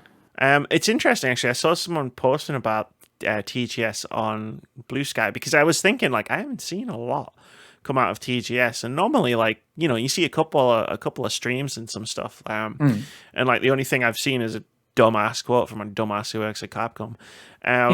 But someone who was there, like I follow on Blue Sky, who went to TGS, was saying like the coverage has been light because there wasn't a lot of big AAA like sort of or like high profile stuff. Yeah, there's no Monster Hunter World 2. That kind of thing. Yeah. Like no, we haven't got any like Resident Evil DLC or like no Persona 6 like stuff like that. But what they were saying was like there were a lot of Japanese indie games, and like there was a big selection of like some really interesting games, and they're going to write it up, which I'm really looking forward to seeing, because the Japanese indie scene is growing.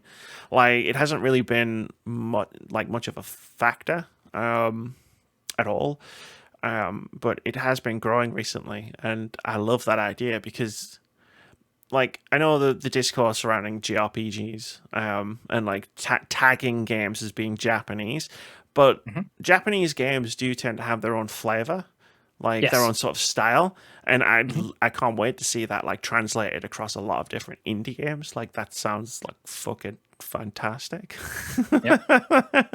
Like give me that shit.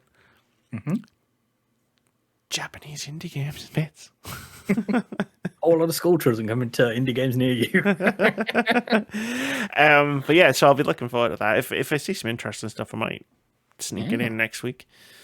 I see the embargo for reviews for Assassin's Creed they lift on the 4th. Yes. Cool. Well, and that's a perfect segue. There you go. Smooth segue over here. Smooth segue, because we're going to play OpenCritic Head-To-Head. This is the game we play every week where we try to guess the OpenCritic average of upcoming games. Whoever guesses closest to the score at the time of recording gets a point, and if you manage to guess the score completely correctly, you get 2 points, but the scores don't really matter. We kind of just use this as an excuse to talk about video games these days. Me and Moody have been on a bit of a rampage about video game reviews in general for the last couple of months, and it kind of juxtaposes really interestingly with playing like games centered around video game reviews after spending like a podcast complaining about video game reviews. So this is a silly game. Last week we tried to guess the OpenCritic average of 2 games. One was Minako's Night Market, which has been in development for about a decade. And finally came out. I guessed it would get an 81. Moody guessed it would get a 79. At the time of recording, Minako's Night Market has an OpenCritic average of 70, which means Moody gets a point. Point to Moody. I'm still going to play it. Like OpenCritic has Lake at a 68, and that was one of my top games of 2021. Yeah. So I don't trust them. In fact, I want to play trust it them as much as Steam reviews. Well. Okay, sidebar. Starfield apparently has a lower Steam review rating than Fallout 76 as of time of recording. That is interesting because I don't know enough about Fallout 76's current condition to really comment on it. I played that when it came out. Yeah. Did I ever tell you? We didn't know each other when I streamed that game when it first came out. Sorry, complete segue, but I streamed Fallout 76 when it first came out, and I encountered a bug seen by many people in Twitch chat that defied explanation. So I went inside a building, and I'm just walking around and I'm exploring. I got into this room and I looked and I was like, there's like a cabinet or something. And I was like, the door, just the door, was black and white. Like all the color had gone from the door. Okay, yeah. So then I was like, and I spotted it because I noticed tiny details in video games. I'm weird like that. And I commented on it. I said, that's fucking weird. And then I turned to walk, there were some stairs or something. And as I turned, I saw like a couple more like textures were black and white. And I was like, huh. Like, are some of the textures just not loading colors? And then I turned around to look back into the room, and things I had walked past that had color had turned black and white. And as I was looking around the room, more and more things started losing color. This is like a Take On Me situation. And I was like, what the fuck is happening? Like, eventually the whole thing just went. And I was like, what the fuck just happened? Like, every time I turned and it despawned the stuff, when it respawned it in, more and more stuff came back without any color. So that's my main memory of Fallout 76. I mean, yeah. Fair enough. Yeah. We also try to guess the OpenCritic average of Cocoon, which is on Game Pass. Both of these games are on Game Pass. Yeah. I guess we'll get an 84. Moody guessed it would get an 83. At the time of recording, Cocoon has an OpenCritic average of 88. Points to you. Points to and Amy. Me. And you. We'll talk about that in a moment. Yeah. So the current scores are Amy 31, Moody 25. Vitz has a point. Texas Chainsaw Massacre. And there's been 2 draws. This week we're going to do the OpenCritic average of 3 games. Okay. The first one. Someone just coughed right outside my door. The first one, Detective Pikachu, apparently. Detective Pikachu returns. Vitz, would you like to go first and guess what you think the OpenCritic of... Sure. So, taking account of the bump that all Pokemon games get, regardless of quality, I'm going to say this comes in at a 85. 85. Yeah. Cool. I don't know anything about Detective Pikachu. I watched the film. I did not enjoy it. Pikachu has a voice that doesn't fit with the character model. Sure, I'll that put it makes that a way. lot of sense. That was like in the film.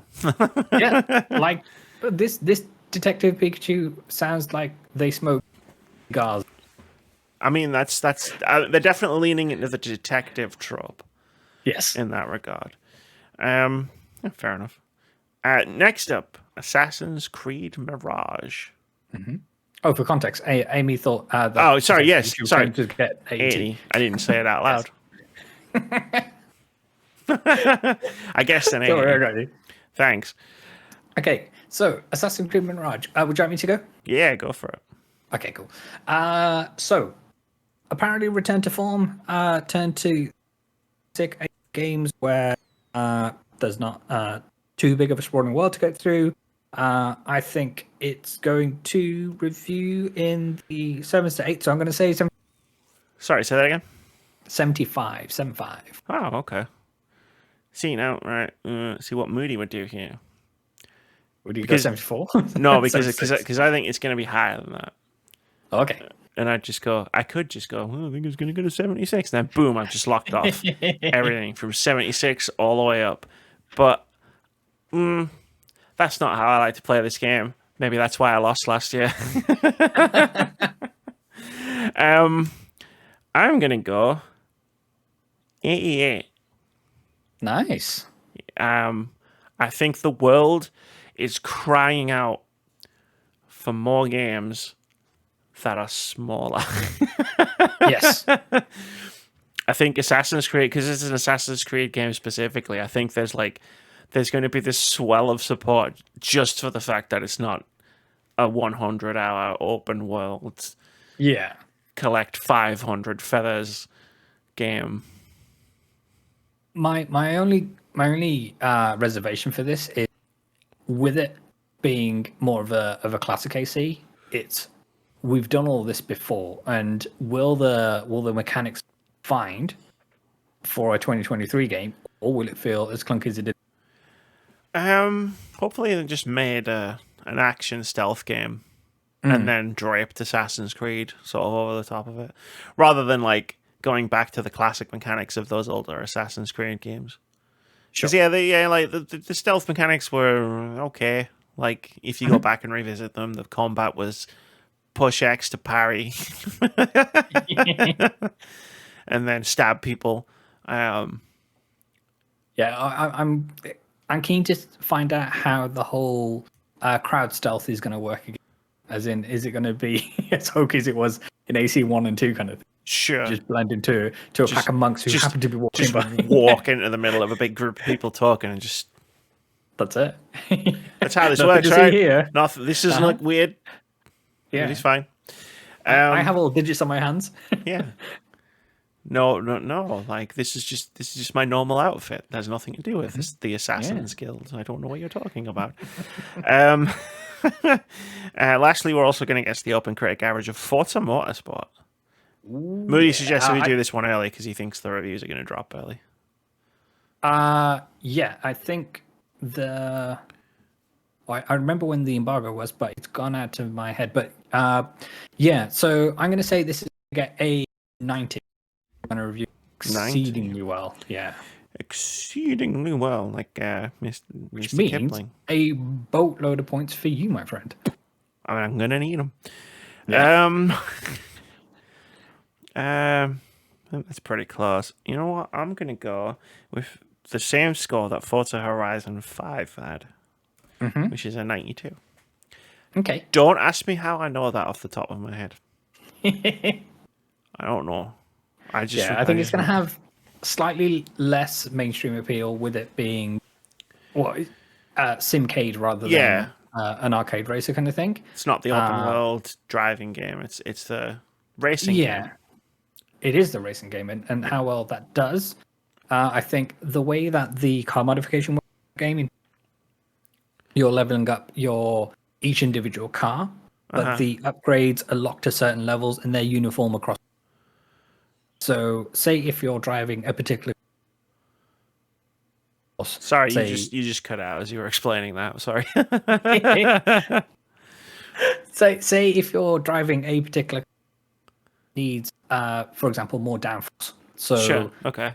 you Downforce. you want I get to that. put a giant rear wing on the back. Right. Well, you can't do that straight away, regardless of how many kind of points you have in order to spend on certain they are locked per level. So say if you're the first level would be you can change the tires.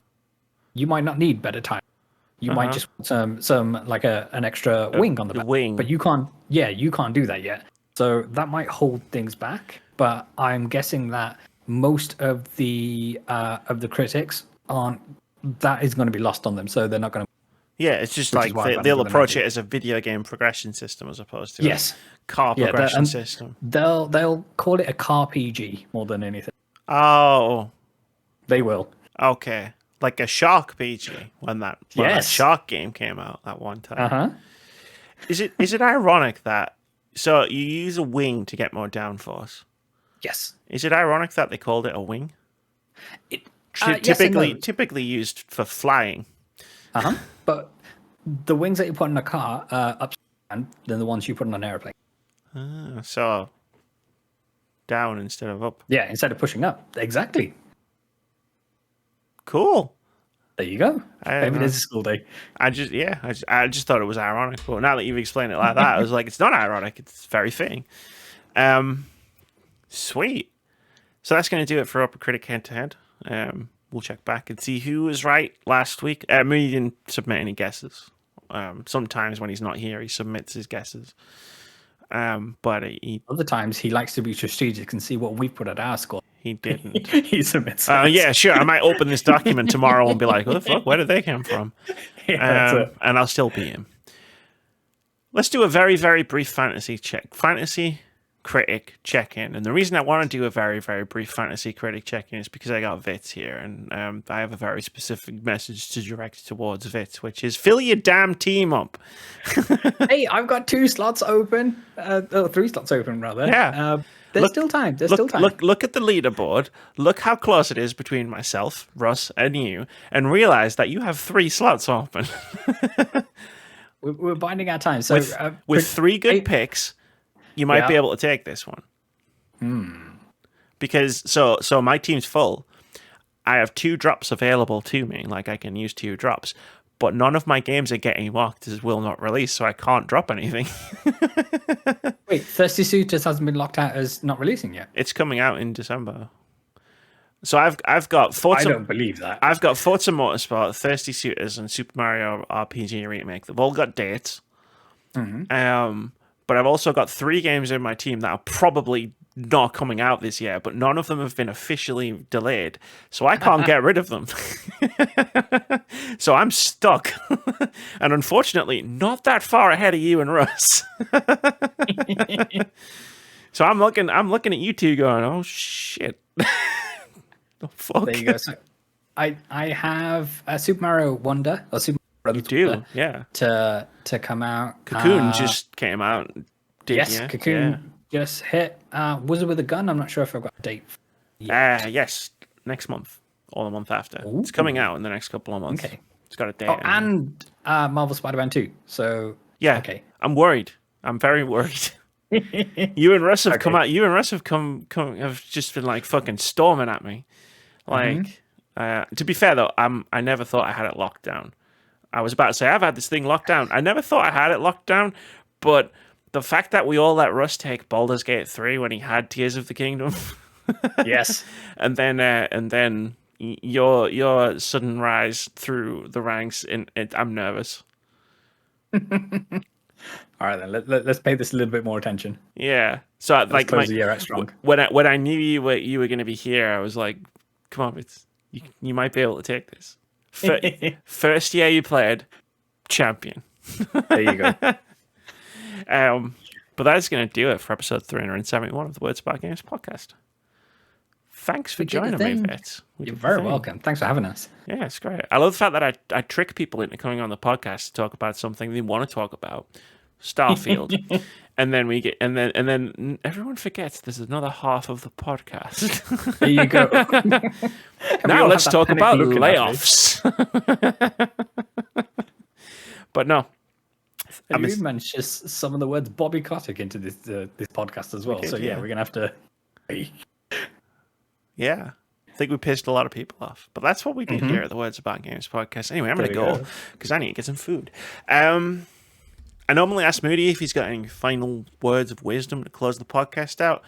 And since you took over shining for him, do you have any final words of wisdom for the end of the podcast? Sure. Be kind to yourself. One of the exercises read, have a journal where